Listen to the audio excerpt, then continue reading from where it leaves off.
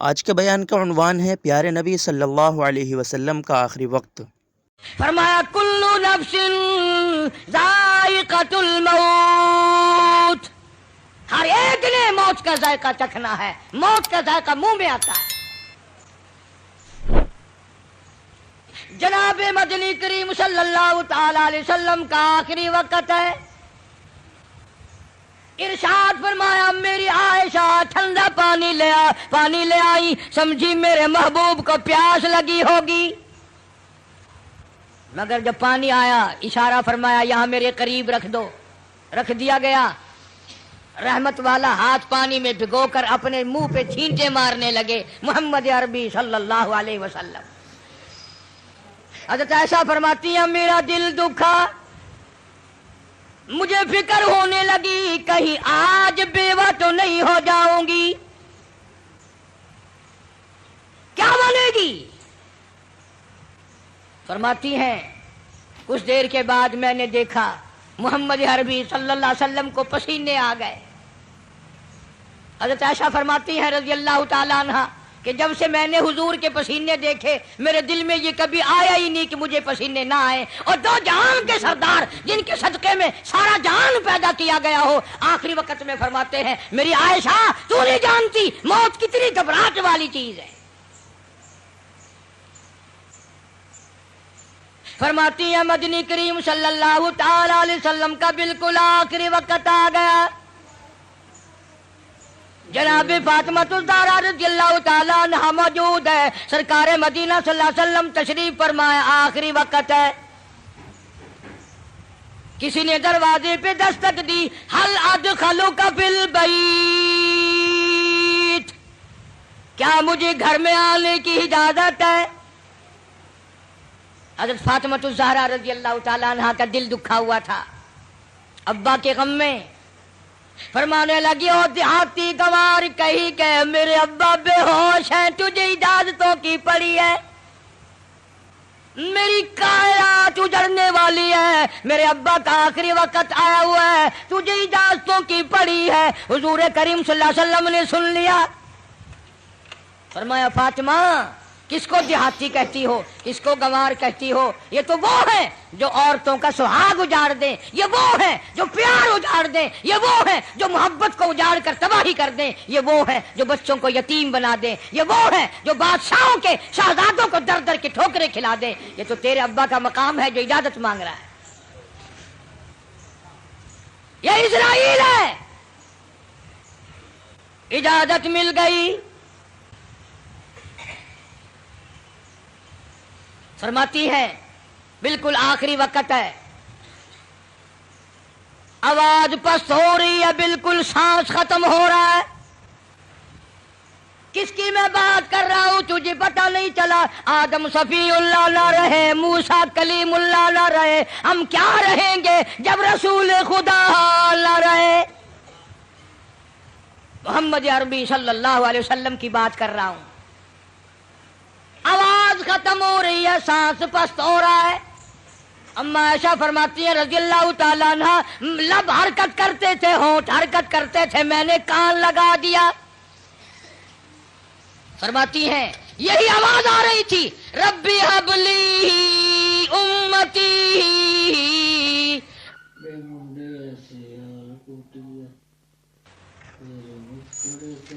آخری وقت میں بھی حضور کریم صلی اللہ تعالی علیہ وسلم کس طریقے سے محبت فرما رہے اس امت کے ساتھ، اور تم ہو اپنے منہ پہ تو ہاتھ پھیر کے دیکھو، تمہیں حضور کی صورت سے محبت نہیں ہے، تمہیں سرکار کی شکل سے پیار نہیں ہے، سرکار کے لباس سے پیار نہیں ہے، حضور کریم صلی اللہ علیہ وسلم کے لائے ہوئے قرآن سے پیار نہیں ہے۔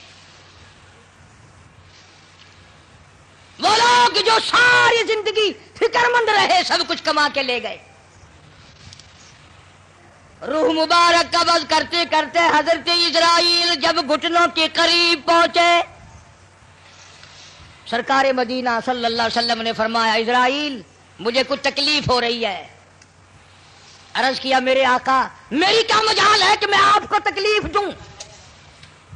میری کیا ضرورت ہے میں آپ کو تکلیف پہنچاؤں؟ فرمایا تیرا تکلیف دینے کا پروگرام نہیں، تیرا تکلیف دینے کا ارادہ نہیں، اور مجھے اتنی تکلیف ہو رہی ہے کہ ساری زندگی میں کبھی نہیں ہوئی۔ اسرائیل امت کے جن لوگوں کو تکلیف دے گا، دکھ دے گا، عذاب دے گا، ان کا کیا بنے گا؟ میری آرزو ہے، میری حسرت ہے، میری تمنا ہے، ساری امت کے دکھوں کو آج میں محمد الرسول اللہ کی چھاتی پہ ختم کر لے۔ جتنے بھی پوری امت کو دکھ دینے ہیں اسرائیل آج مجھ پر ختم کر لے۔ ان کی وفا دیکھ اور اپنی جفا دیکھ، کس وقت میں تجھے یاد فرما رہے ہیں، کس وقت میں تیری ساتھ ہمدردی فرما رہے ہیں۔ تجھے نماز کی توفیق نہیں، آخری وقت میں حضور کریم صلی اللہ تعالی علیہ وسلم نے نماز کی تاکید فرمائی۔ فرمایا کوئی مرد عورت جان بوجھ کر جو فرض نماز قضا کرتا ہے قیامت کے دن سور کی شکل میں اٹھایا جائے گا۔ ارشاد فرمایا حضور کریم صلی اللہ تعالی علیہ وسلم نے قیامت کے دن بے نماز کو کالا منہ بنا کر گھسیٹ کر لا کر جہنم میں پھینک دیا جائے گا۔ اللہ پاک جل شانہ فرمائیں گے لوگوں سجدہ کرو، سارا جہان سجدے میں گرے گا۔ بے نماز بھی چاہیں گے ہم بھی سجدے میں چلے جائیں، قرآن کہتا ہے ان کی کمر میں لوہا ٹھوک دیا جائے گا، جھکنے نہیں پائیں گے، پتہ چل جائے گا یہ بے نماز ہیں، یہ اذان سنتے تھے مگر نماز نہیں پڑھتے تھے، رمضان کا مہینہ ان کی زندگی میں آتا تھا، انہوں نے روزے کبھی نہیں رکھے، اللہ تعالیٰ نے کچھ مال بھی دیا تھا، زکوٰۃ کبھی ادا نہ کی۔ اللہ پاک کا قرآن کہتا والذین یکنزون الذھب والفضة ولا ينفقونها فی سبیل اللہ فبشرهم بعذاب علیم۔ فرمایا جس مال کی زکوٰۃ نہ دی جائے اس مال کی تختیاں بنا کر جہنم کی آگ میں گرم کر کے فتقوی بہا جباہم، ماتھے پہ داغ دیا جائے گا، وہ جنوبہم، پسلیوں پہ داغ دیا جائے گا، وہ ظہورہم، کمر کے پیچھے داغ دیا جائے گا، اور یہ آواز آئے گی ھذا ما کنزتم لانفسکم فذوقوا ما کنتم تکنزون۔ یہ وہی مال ہے جو تم جمع کرتے تھے لیکن زکوٰۃ کبھی ادا نہیں کرتے تھے۔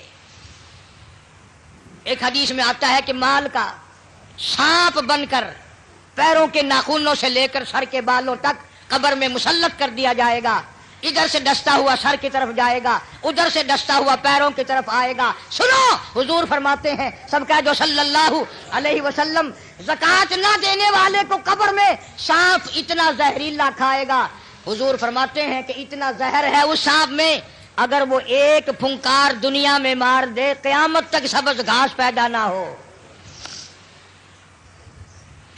قیامت تک سبز گھاس پیدا نہ ہو۔ لیکن مدنی کریم صلی اللہ تعالی علیہ وسلم نے فرمایا لوگوں آخرت کی تیاری کرو، قبر کی تیاری کرو۔ تمہیں کیا معلوم ہے یہاں سندھ کے علاقے میں کئی سال کی بات ہے، ایک عورت فوت ہوئی، دفن کرنے والے ابھی 100 گز نہیں گئے تھے، قبر میں سے آگ کا شعلہ نکلا، اوپر کھڑی ہوئی ٹالی بھی جل کر خاک ہو گئی۔ تمہیں کیا معلوم ہے یہاں مظفر گڑھ ضلع میں اب تک اس کی اولاد آباد ہے، خاندان کو جانتا ہوں، اولاد کو جانتا ہوں، خدا کی قسم بچوں نے بتایا کہ ہمارے باپ کو الٹی آئی مرنے سے 5 منٹ پہلے، منہ سے پخانہ آیا، ادھر دم نکل گیا۔ ایک اور آدمی کے بارے میں گھر والوں نے بتایا اس کے کہ دم نکلنے سے پہلے اتنے مکوڑے کہیں سے آ گئے، بدن پہ بال کم تھے مکوڑے زیادہ تھے، چپٹ گئے بدن پہ، چھڑانے کی کوشش کی، وہ مکوڑا بیچ سے ٹوٹ جاتا تھا مگر چھوڑا نہیں، لاکھوں کروڑوں کی تعداد میں مکوڑا قبر میں ساتھ گیا۔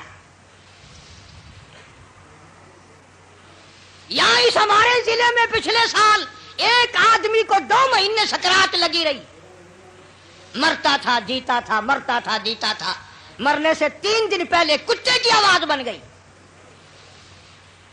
اس کے قہر سے نہ جانے کس حال میں موت آئے گی. مرنے کے بعد کئی جگہ قبر بنائی، جہاں قبر نکالتے ہیں وہیں کالا سانپ نکلتا ہے، جہاں قبر بناتے ہیں وہیں کالا سانپ نکلتا ہے. بالآخر گڑھا کھود کر پھینک کر لوگ چل دیے. ابھی لوگ 100 گز نہیں گئے تھے کہ قبر میں آگ لگ گئی.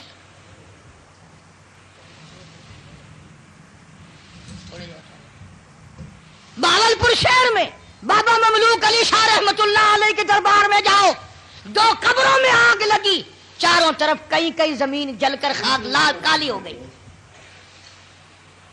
آخر ہم کب ڈریں گے؟ وہ کب وقت آئے گا ہماری تیاری کا؟ اس لیے قرآن کریم نے للکارا، فرمایا تیاری کرو. وما تدری نفس ماذا تکسب غدا، پتہ نہیں کل کیا ہوگا.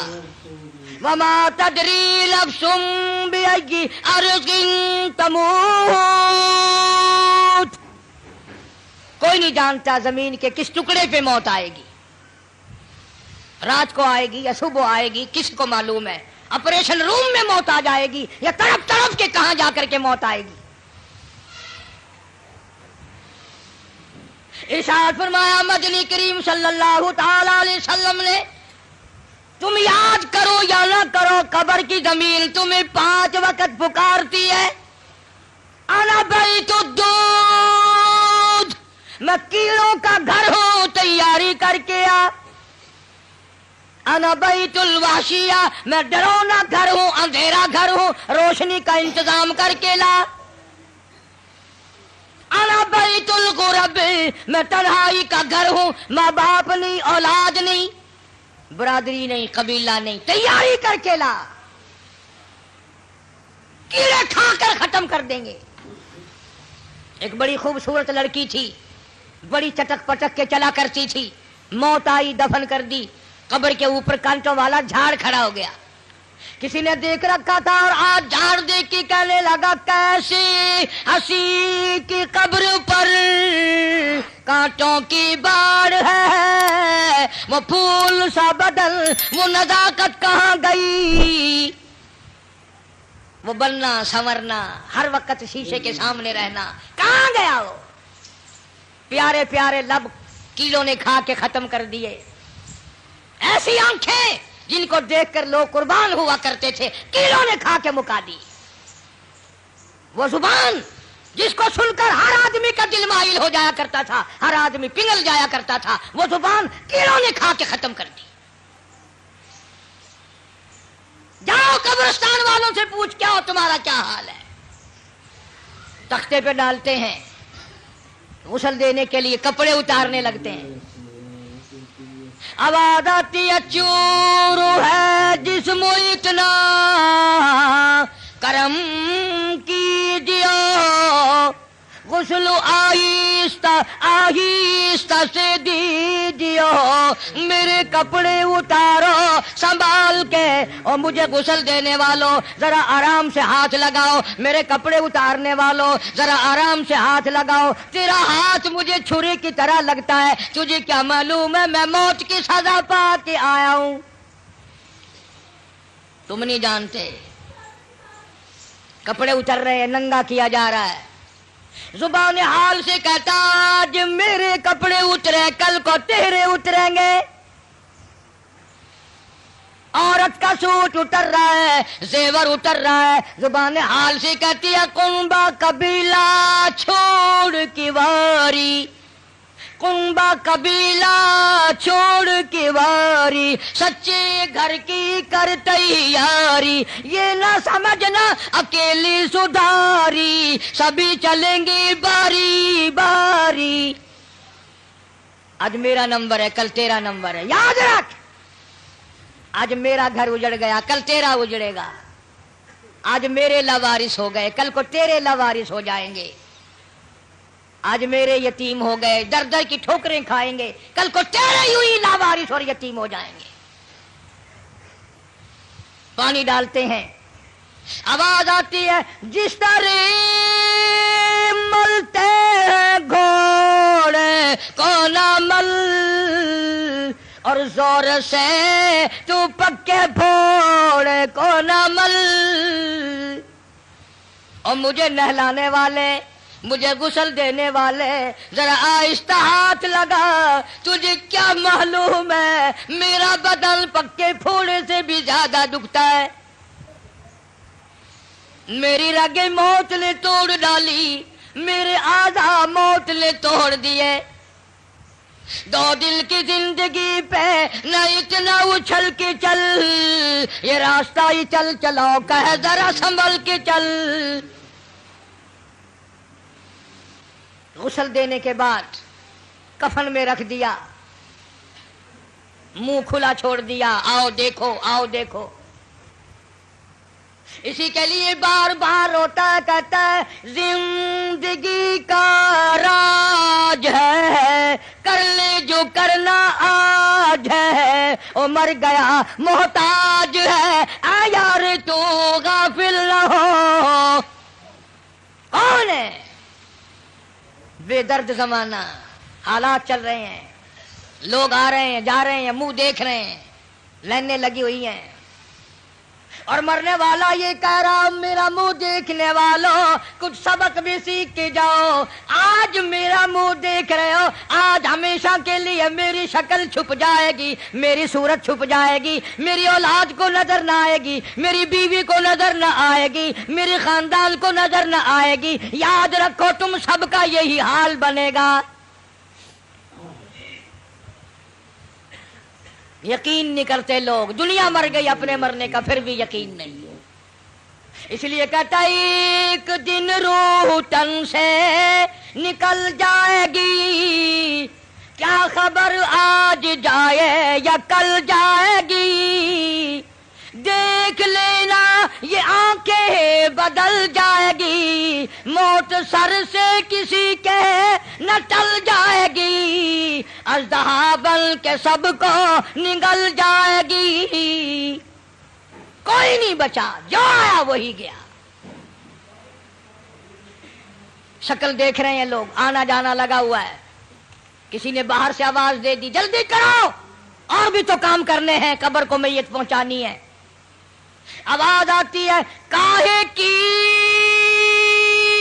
جلدی ہے میرا منہ نہ ڈھکے. اور دیکھ لیں بھائی بہن کچھ دیر تک. ہزاروں کو تم دیکھو گے، ہزاروں تمہیں دیکھیں گے، یہ صورت آج کے بعد ہمیشہ کے لیے چھپ جائے گی. ذرا اور دیکھنے دو بہن بھائیوں کو. پھر آواز آتی ہے جلدی کرو، منزل پہنچاؤ. کہتا اٹھانے والوں کیوں جلدی ہے تمہیں، اور بال بچوں سے تو ملنے دے مجھے. میرے ننھے ننھے بچے یہ یتیم ہو گئے، ان کے سر پہ ہاتھ کون پھرے گا؟ ان بچیوں کو میری دھی کون روئے گی؟ کون پوچھے گا دھیے تیرا کی حال ہے؟ کون لاڈ لڈائے گا؟ کون ان کی حمایت کرے گا؟ میرے تیرے دروازے پہ دھکے کھا کھا کر اپنی زندگی پوری کریں گے. آج میرے بیوار سے بن گئے. اماں کی محبت کو یاد کیا کریں گے، اماں کیسی ہوتی ہیں. ابا کی محبت یاد کیا کریں گے، ابا کا پیار کیسا ہوتا ہے. حدیث پاک میں آتا ہے جب میت کو گھر سے اٹھاتے ہیں اتنی زبردست 3 چیخیں مارتا ہے. حضور کریم صلی اللہ علیہ وسلم نے فرمایا اگر ان چیخوں کو لوگ سن لیں جگر پھٹ جائیں. کہتا ہائے افسوس میں اس گھر میں اپنا جی نہ لگاتا، ہائے افسوس اس دنیا کو میں اپنی نہ بناتا، کاش میں کچھ آخرت کی تیاری کرتا. اور آواز آتی ہے دیکھنا لوگوں یہ بیوہ یہ یتیم، اور زندگی کاٹیں گے مائل سقیم. لوگوں یہ میری بیوہ، میں اپنی کا سہاگ اجاڑ چلا، میں اپنی کے ارمان اجاڑ چلا، آج میری کا پیار اجڑ گیا، آج میری لاوارث ہو گئی، میری آبرو کو نہ تکنا، میری عزت پہ ہاتھ نہ ڈالنا، میرے بچوں کو نہ ستانا، آج میں بیوار سے کر چلا ہوں، خدا کی قسم کل تو یوں ہی دنیا سے لٹ جائے گا۔ 2.5 برس تک صحابہ کرام نے، صحابیات نے شابیابی تعلیم میں درختوں کے پتے چبائے، 4 دن کے فاقے کاٹے، 8 دن کے فاقے گزارے، مگر دین احمد صلی اللہ علیہ وسلم میں کوئی ترمیم نہ ہوئی، کوئی تنسیخ نہ ہوئی، کوئی رد و بدل نہیں ہوا۔ مکے والوں نے زور لگایا، مکے والوں نے مارا، صحابہ کرام کے قیمے تو بڑھ گئے مگر دین کا سودا نہ کیا۔ آج مرد کیا کریں گے، آج جوان کیا کریں گے، آج ہوشیار لوگ کیا کریں گے؟ ہم سے تو مکے کی 90 سالہ بڑھیا حضرت نادیہ رضی اللہ تعالیٰ عنہ کو ابو بکر صدیق رضی اللہ تعالیٰ عنہ نے دیکھا، کافروں نے پکڑ رکھا ہے، کئی آدمیوں نے ہاتھ پکڑے ہوئے ہیں، کئی آدمیوں نے سر پکڑا ہوا ہے، اور نادیہ کی زبان پہ لوہا گرم کر کے داغ دے رہی ہے، اور جب داغ دیتے ہیں اس وقت بھی نادیہ آواز لگاتی ہے، اللہ الصمد۔ اور مکے والوں، تم مجھے ختم کر سکتے ہو پر میرے ایمان کا سودا نہیں کر سکتے۔ کیا کما کے لے جائیں گے ہم لوگ؟ اللہ کی عدالت میں کیا پیش کریں گے کہ ہم یہ سودا کما کر کے لائے ہیں؟ یہ ہماری نجات کا ذریعہ بننا چاہیے۔ مدنی کریم صلی اللہ تعالی علیہ وسلم نے جو رنگ دیا، جو تعلیم دی، جو تربیت کی، صحابہ کرام نے اس کو خندہ پیشانی کے ساتھ قبول فرمایا۔ ایسے ایسے لوگ پیدا کیے۔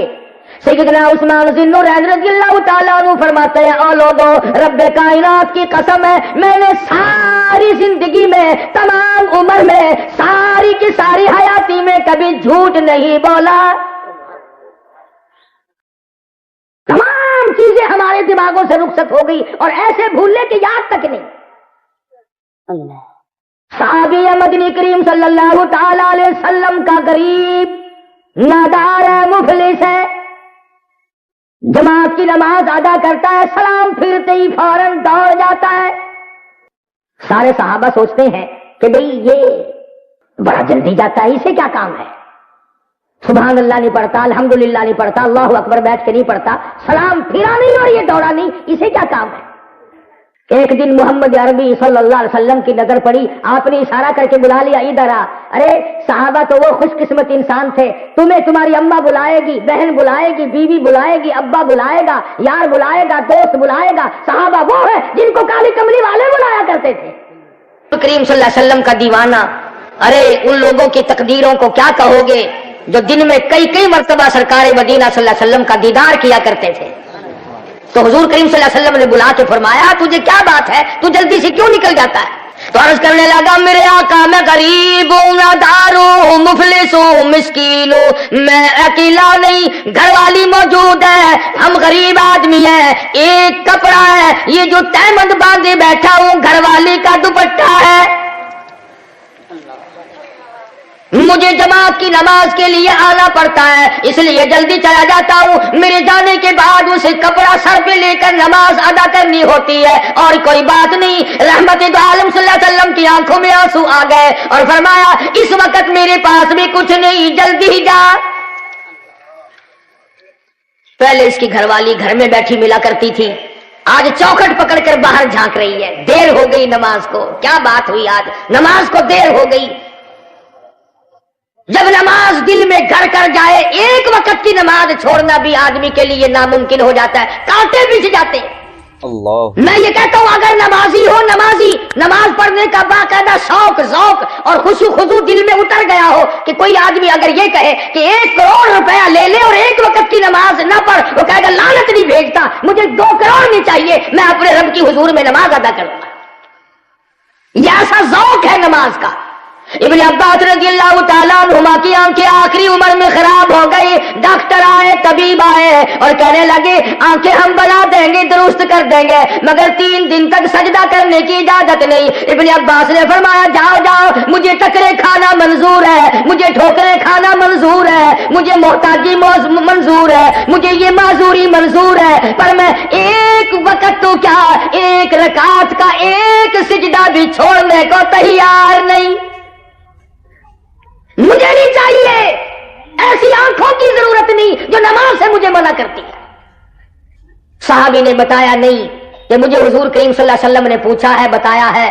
تیسرے چوتھے دن آپ نے کچھ غلہ کچھ کپڑا اس صحابی کے گھر میں بھیج دیا، تو سنبھال کے رکھنے کے بجائے عورت کہتی ہے کیا مدینے کے ہر غریب کے گھر میں اتنا غلہ گیا آج؟ سب کو اتنا کپڑا ملا؟ صحابی نے کہا نہیں۔ پھر کہتی ہے ہماری کیا خصوصیت ہے، ہمیں کیوں ملا، ہمارے یہاں کیوں آیا؟ آج صحابی نے بتا دیا کہ پرسوں پرلے دن جو تم مجھ پر ناراض ہوئی تھی اور برسی تھی، مجھے دیر لگ گئی تھی، حضور کریم صلی اللہ علیہ وسلم نے پوچھ لیا تھا، میں نے بتا دیا تھا، ہماری غربت کا حضور کو پتہ لگ گیا اس لیے زیادہ بھیجا ہے۔ تو خوش ہونے کے بجائے کہ اب مال ہمارے یہاں زیادہ آیا کرے گا، حضور ہمارا خیال فرمایا کریں گے۔ یوں لکھا کہ یہ بات سنتے ہی دھڑام سے زمین پہ بے ہوش ہو کر گر پڑی اور کہتی ہوئی گئی قالت یا لیتنی مت قبل ھذا وکنت نسیا منسیا، اے کاش میں مر گئی ہوتی، میرا دنیا میں نام و نشان نہ ہوتا، میں ختم ہو گئی ہوتی، میں کیا زندہ رہ کر کروں؟ اور میری غربتیں اور میرے دکھڑوں میرے گھر سے نکل کر میرے آقا تک پہنچے، بجائے خوشی پہنچانے کے کالے کملی والے کو بھی میں نے غم دیا۔ ایک عجیب انداز تھا ان حضرات کی زندگی کا جو ان کو دربار رسالت حضرت محمد الرسول اللہ صلی اللہ علیہ وسلم کے دربار سے ملا تھا، اور اس کی قدر کرتے کرتے آخری دم تک یہ لوگ اس پہ قائم دائم رہے۔ ہمارے یہاں تو آخری دم تک تو کیا جوانی ساری بیت جاتی ہے، بڑھیپا یوں ہی گزر جاتا ہے، ہزاروں نہیں لاکھوں آدمی بغیر کلمے کے مر رہا ہے، اور کلمہ تو کیا بلکہ گانا بجانا کرتے ہوئے لوگ مر رہے ہیں، ہوش نہیں ہوتا کسی کو، اور پھر بھی اللہ سے ڈر نہیں۔ ضلع جہلم میں ایک بہت بڑے ذمہ دار کو دشمنوں نے قتل کر کے دریا میں پھینک دیا، اسی سال کی بات ہے۔ لاش ہیڑ سے گزر کر نہروں میں پہنچی، سرگودے کے علاقے میں پولیس والوں کو خبر دی گئی کہ ایک لاش ہے، انہوں نے چک والوں کے ذمے لگا دی کہ تم نکالو اور دفناؤ کفناؤ۔ لاش نکال لی گئی، چمڑا گل چکا تھا، شکل بدل چکی تھی، اب بیوار سی لاش ہے۔ لاؤڈ اسپیکر تو اب چکوں میں بھی بہت لگے ہوئے ہیں، دیہاتوں میں بھی لاؤڈ اسپیکر کھلا اور اعلان ہوا، 5 پیسے 10 پیسے 2 4 آنے چھوٹے بچوں کے ہاتھ مسجد میں بھیجو، بیوار سی لاش ہے، کفن خریدنا ہے۔ چندہ دیا لوگوں نے، بچے لائے، کفن دیا، نماز جنازہ کی، دفن کر دیا۔ اگلے ہی دن پتا چلا کہ جس پہ چندے کا کفن پڑا 15 مربوں کا مالک تھا۔ ساری عمر کما کما کے مر گیا مگر گھر کا کفن بھی نہ ملا، نہ جانے کتنا کمایا، کتنا سنبھالا، کتنا جوڑا، کتنا اکٹھا کیا، آخری حال یہ ہے 2 گز کفن کا ٹکڑا بھی مقدر میں نہیں، اور بلکہ اللہ پاک نے اعلان کر دیا اور لوگوں تمہیں کفن نظر آتا ہے، آخرت کے حالات کا تمہیں علم نہیں۔ انا اعتدنا للظالمین احاط بهم سرادقها، میں نے ظالموں کے لیے، بے انصافی کرنے والوں کے لیے، بڑے بڑے مجرموں کے لیے میں نے ایسی جہنم تیار کر رکھی ہے جس کی چاروں طرف قناتیں بھی آگ کی ہیں، اور جب پانی پانی پانی پکارو گے وَإِن يَسْتَغِيثُوا يُغَاثُوا بِمَاءٍ كَالْمُهْلِ يَشْوِي الْوُجُوهَ، فرمایا ایسا پانی پلاؤں گا جس کو پینے سے اتڑیاں منہ کے بل باہر نکل آئے۔ اور حضور کریم صلی اللہ علیہ وسلم کا ارشاد گرامی ہے، فرمایا ایسا پانی ملے گا جس کے پینے سے نیچے کا ہونٹ سوج کر پیروں کے انگوٹھوں پہ آ پڑے گا، اوپر کا لب سوج کر کمر پہ جا پڑے گا۔ اور مسلم شریف کی روایت میں ہے، بروایت انس لکھا ہے کہ جہنم میں ایک آدمی کا بدن 3 میل لمبا 3 میل چوڑا پھول کر سوج کر ہو جائے گا۔ کیا زندگی ہے اگر ایسا مرنا ہو آدمی کا، پھر تو گھاٹا ہی گھاٹا ہے۔ اتنے اولو العزم پیغمبر کا امتی ہو کر جس نبی نے یہ ارشاد فرمایا، مدنی کریم صلی اللہ تعالی علیہ وسلم نے، او لوگوں جو آدمی کثرت سے مجھ پہ درود پاک پڑھا کرے گا، جو آدمی کثرت سے درود شریف پڑھتا رہے گا پڑھتا رہے گا پڑھتا رہے گا، قیامت کے دن اس کے منہ سے کستوری کی خوشبو آئے گی۔ ایک اور حدیث پاک میں آتا فرمایا مدنی کریم صلی اللہ علیہ وسلم نے بعد آدمی مجھ پہ اتنا درود پاک پڑھے گا، اتنا درود شریف پڑھے گا، قیامت کے دن اس گھبراہٹ والے دل اتنے بڑے مجمع میں خود اس کو تلاش کر کے حوض کوثر پہ لاؤں گا۔ عادت نہیں، درود شریف پڑھنے کی عادت نہیں پڑتی، جن عادت پڑی انہوں نے ساری زندگی اس کو نبھایا، جو اس چاشنی میں پڑ گئے اور لطف اندوز ہوئے انہیں مزہ آیا۔ مولانا جعفر تنیسری رحمت اللہ علیہ لکھتے ہیں انگریزوں نے ہم کئی عالموں کو پکڑ کے بڑا مارا اور بڑی پریشانی دی، چمڑے ادھیڑ دیے، آخر کار ایک پنجرا بنایا، اس میں لوک دار خار تار لگائے، مجھے اس میں بند کر دیا۔ فرماتے نہ میں کھڑا ہو سکتا تھا، نہ میں بیٹھ سکتا تھا، نہ میں سیدھا ہو سکتا تھا، میں نے ہر سانس میں درود شریف پڑھنا شروع کر دیا، لمحہ بلمحہ پڑھتا رہا، اچانک مجھے چکر آیا، میں لوک دار تاروں پہ گرا، ادھر مجھے امام الانبیاء کا دیدار نصیب ہو گیا۔ نعرہ تکبیر، تاجدار ختم نبوت۔ یہاں آیا نا درود شریف پڑھنے کا مزہ کہ درود پاک پڑھنے کا یوں لطف آیا کرتا ہے۔ مولانا قاضی احسان احمد فیض آبادی رحمت اللہ علیہ فرماتے تھے کہ میاں والی جیل میں غازی علم الدین سے ملنے کے لیے جب میں گیا تو میں نے سپرنٹینڈنٹ جیل سے کہا کہ ہمارا ایک قیدی ہے پھانسی کی کوٹڑی میں اس سے ملنا چاہتا ہوں۔ تو سپرنٹینڈنٹ جیل کہنے لگا مولانا اسے قیدی نہ کہو، پچھلی رات اس کی کوٹڑی کی چھت سے لے کر آسمان تک میں نور کی ایک لاٹ دیکھتا ہوں۔ اور حضرت قاضی صاحب فرماتے تھے کہ جب میں غازی علم الدین سے ملا تو مسکراتا ہوا مجھے ملا اور میں نے پوچھا تیرا کیا حال ہے؟ کہنے لگا قاضی صاحب اگر میں اپنا حال بتا دوں دنیا میں 2 منٹ جینا پسند نہیں کرو گے، تم جینا پسند نہیں کرو گے اگر میں اپنا حال بتا دوں۔ اور وجہ یہ ہے کہ کوئی رات ایسی خالی نہیں جس رات کو مجھے حضور کریم صلی اللہ علیہ وسلم کا دیدار نہ ہوتا ہو، میں ہر رات دیدار کرتا ہوں۔ کس طریقے سے درود شریف پڑھا؟ شاملی کا میدان ہے، مولانا محمد قاسم صاحب نانوتوی رحمت اللہ علیہ میدان جنگ میں، میدان جہاد میں انگریز کا مقابلہ کر رہے ہیں، پیشانی میں گولی لگ گئی۔ ہاں ہم ان بزرگوں کے غلام ہیں جنہوں نے اللہ کی راہ میں جہاد کیا ہے، جنہوں نے اللہ کا نام لے کر دشمنوں پہ حملے کیے ہیں، اور 1-2 دن نہیں، اور یہ 1-2 عالم نہیں بلکہ چند دنوں میں دلی سے لے کر پانی پت تک، دلی سے لے کر غازی آباد تک، دلی سے لے کر میرٹھ تک، اور چاروں طرف کے اطراف میں کوئی درخت ایسا نہ تھا، درخت نہیں کوئی ٹہنا ایسا نہ تھا جس ٹہنے پہ کسی عالم دین کی لاش نہ لٹکی۔ قربانی تو انہوں نے دی ہے۔ یہ کہ تمہارا ایک مزاج گندا کر دیا انگریز نے، ہوٹلوں میں، بیٹھکوں میں، کارخانوں میں بیٹھے کہتے ہو جی مولویوں نے پیرا گھرک کر دیا، چلو مولوی نے فرق کر دیا تو تڑا لے۔ ساڈے آج نے ملتانی میں مولوی لے کے بہ گیا تھے، لگاسی بہ گیا کہ تو کھلو جا، سارا الزام مولویوں کے ذکر ہے۔ ڈرے استاد بابو کا نام لیتے ہوئے ڈر لگتا ہے۔ اگلے دن مجھے ایک آدمی کہنے لگا کہ جی ہر مولوی تقریر میں یہ بتاتا ہے کہ جنتیوں کی بولی عربی ہوگی، جہنمیوں کی تو کوئی نہیں بتاتا، تو بتا۔ میں لگا بھائی میں گیا تو ہوں نہیں، پر میرا اندازہ یہ ہے کہ انگریزی ہوگی۔ وہ کہنے لگا کیوں؟ میں نے کہا بھائی بین الاقوامی وہاں لوگ ہوں گے تو بین الاقوامی زبان ہونی چاہیے۔ انہوں نے کیا کیا ہے؟ میں کہتا ہوں کالے پانی میں جا کے ایک 10 میل لمبا چوڑا قبرستان کن لوگوں کا ہے؟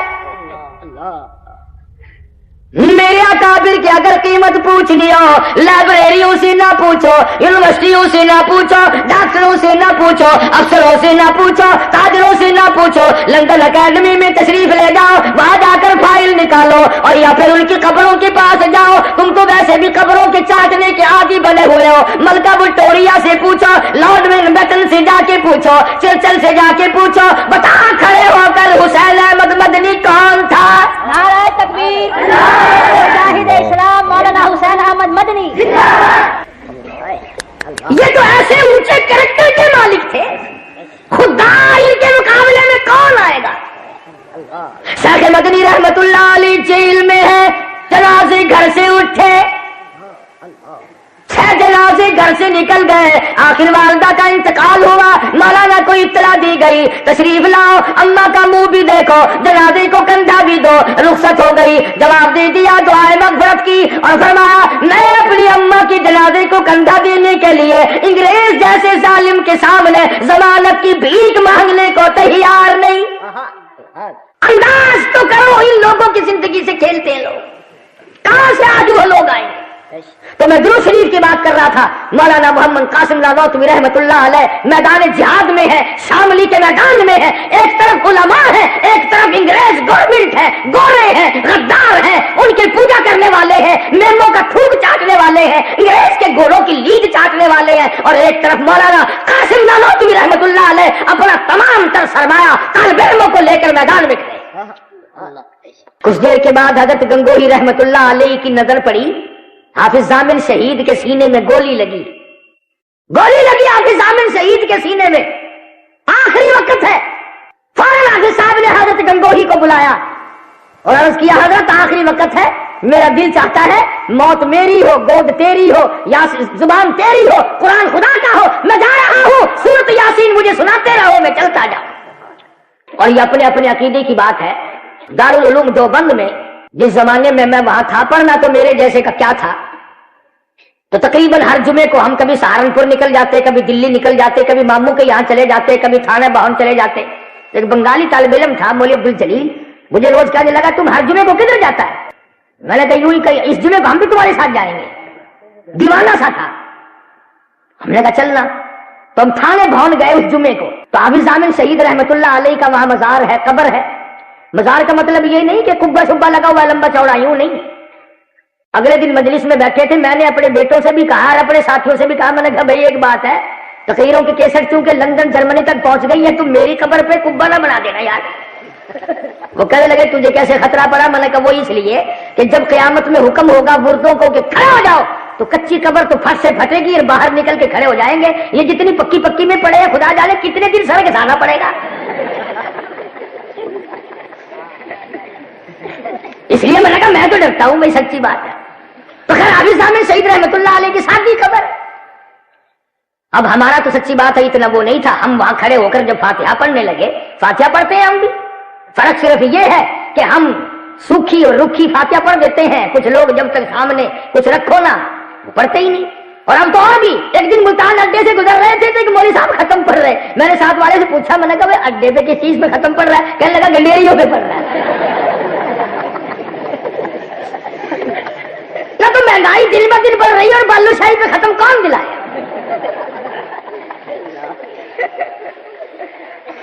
اور اب کے ڈال کا جو مہنگا ہوا مجھے فکر پڑا کہ لوگوں نے سکھا حلوہ بنا لینا, ساڑھے سنگ میں پھنس جائے گا, اسے ختم کی میں پڑا مشکل ہو جائے گا مسئلہ.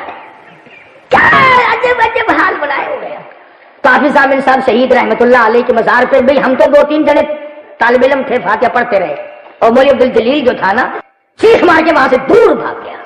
میں نے کہا لوگ اس کو ساتھ لانا ہی نہیں چاہیے تھا, یہ ہے ہی میں نے کہا مغزہ. جب ہم پڑے کو دور گئے تو وہاں کھڑا ہوا کانپ رہا تھا. میں نے کہا مولوی صاحب تو آیا اگر تھا ہمارے ساتھ کم سے کم فاتحہ پڑھتا, وہاں کھڑا ہوتا, تو بھاگ آیا. کہنے لگا نہیں تم کو پتہ نہیں ہے, ہم کو وہ مارتا تھا. میں نے کہا کیوں؟ کہنے لگا کہ کسی مردے کی قبر پہ جا کے فاتحہ پڑھ, ہم زندہ شہید ہیں. تو میں عرض کر رہا تھا کہ ہمارے اکابر اتنے باکمال تھے کہ انہوں نے دنیا میں کبھی پیچھے رہنے کا نام لیا ہی نہیں. مولانا محمد قاسم صاحب نانوتوی رحمۃ اللہ علیہ کی پیشانی میں گولی لگ گئی, انگریز ظالم نے ماری. لہو کی دھار دور جا کے پڑی, نظر جواب دے گئی, چکر کھا کر بیٹھ گئے. مولانا گنگوہی رحمۃ اللہ علیہ تشریف لائے. مولانا کیا ہوا؟ فرمایا گولی لگ گئی, خون نکل رہا ہے, نظر جواب دے رہی ہے. اللہ والے آگے بڑھے, مولانا گنگوہی رحمت اللہ علیہ آگے بڑھے اور پیشانی کے قریب آپ تشریف لائے, ہاتھ بھی پھیرا اور مولانا قاسم فرماتے ہیں درود شریف پڑھ کے دم کر دیا. اور گولی تو کیا, زخم تو کیا, مولانا فرماتے ہیں میرے ماتھے میں خراش بھی باقی نہ رہی. کیسا درود شریف پڑھا, کس عظمت سے پڑھا ہوگا, کس یقین سے پڑھا ہوگا, کس مزاج سے پڑھا ہوگا, کس طبیعت سے پڑھا ہوگا کہ ادھر درود شریف پڑھا ہے ادھر زخم مل جاتا ہے. مرزا مظہر جانان شہید رحمت اللہ علیہ کو تیسرا دن ہے، جامع مسجد دلی کے زینے پہ زخمی پڑے ہیں، درود شریف نہیں پڑھتے۔ کسی مرید نے پوچھا آپ ہر وقت درود شریف پڑھا کرتے تھے، آج تیسرا دن ہے درود شریف پڑھنے کی آواز نہیں آئی۔ فرمایا تجھے کیا معلوم ہے، جو گولی لگی وہ سینے میں ٹھہر گئی، گولی بدبودار بلوط کی ہے، گندک کی بنی ہوئی ہے۔ ارے میں سینے کے اندر بدبودار چیز لے کر آقا کی ذات میں درود شریف پڑھتا ہوا شرم محسوس کرتا ہوں۔ کس قدر پاکیزہ خیالات ہیں ان حضرات کے اور ان لوگوں کے جنہوں نے ساری زندگی حضور کریم صلی اللہ علیہ وسلم کی سنتوں کی تابعداری میں گزار دی۔ تو علماء نے قربانیاں دی اور قربانیوں ہی کا صدقہ ہے کہ آج تمہیں یہ دین نظر آتا ہے، ورنہ بابا یہ جو بابو ہے نا انہوں نے کبھی سے اڑا دیا ہوتا۔ اب ایک اور قصہ چل رہا ہے ہمارے ملک میں، اکثر افسر ریٹائر ہونے کے بعد پیر بن جاتے ہیں۔ دروازے پہ لکھا ہوا دیکھو نا کتنی جگہ، فلانے کرنل صاحب، فلانے جنرل صاحب، فلانے ڈی سی صاحب، آف فلانے میاں والی۔ آج کل بالکل اپنے آپ کو ختم کر دیا ہے، لیکن ختم کیسے نہیں کر دے گا؟ 7 پشتوں کی تو روٹی بنا دی، مربے بنا دیے، کوٹھیاں بنا دی، بنگلہ بنا دیا، اور اب بیٹھ کے ایسا بزنس شروع کیا ہے انشاءاللہ نہ ٹیلی فون کا بل آئے، نہ بجلی کا آئے، نہ سوئی گیس کا آئے، جو آئے گا وہ آمدنی ہوگی۔ صحابہ کرام نے یہ تمام چیزیں مٹائی اور آج ہم ان تمام چیزوں کو زندہ کر رہے ہیں۔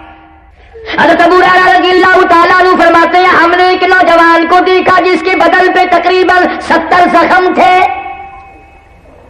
میدانی جنگ میں پڑا ہے، ہاتھ سر سے لے کر پیر تک کی 70 کے قریب زخم ہے، پہچانا نہیں جاتا۔ ابو ہریرہ کہتے ہیں ہم نے دیکھا کہ وہ اپنی کوڑیوں سے ڈھوڑی کے ذریعے ادھر کو آگے بڑھ رہا ہے جدھر جنگ ہو رہا ہے، لڑائی ہو رہی ہے۔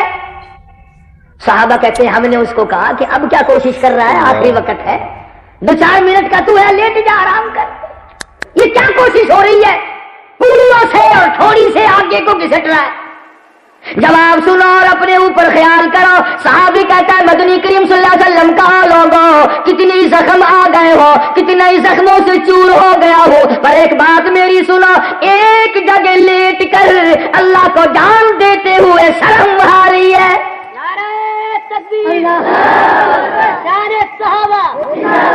میرا دل چاہتا ہے جس وقت میرا دم نکلے اس وقت بھی میں میدان جہاد کی طرف بڑھ رہا ہوں تاکہ مجھے وہ فضیلت ملے۔ تؤمنون باللہ ورسولہ وتجاہدون فی سبیل اللہ، اللہ اور اس کے رسول کے راستے میں اپنے آپ کو قربان کرو۔ ایمان رکھنے والوں اللہ اور اس کے رسول پہ میدان جہاد میں آؤ، اور فرمایا بِأَمْوَالِكُمْ وَأَنفُسِكُمْ ذَلِكُمْ خَيْرٌ لَكُمْ إِن كُنتُمْ تَعْلَمُونَ۔ جان مال کی بازی لگا کر اللہ کو راضی کر لو تاکہ جب تیرا دم نکلے در اس کا ہو، سر تیرا ہو، جھولی تیری ہو، عطا اس کی ہو، تو دنیا سے رخصت ہو رہا ہو، ادھر فرشتے استقبال میں کھڑے ہو۔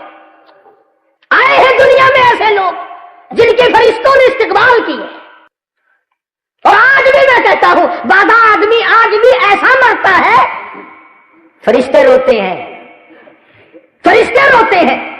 اور کہتے الہ العالمین جس کی تہجد کی نماز آیا کرتی تھی، قرآن کریم کی تلاوت آیا کرتی تھی، وہ کہاں چلا گیا؟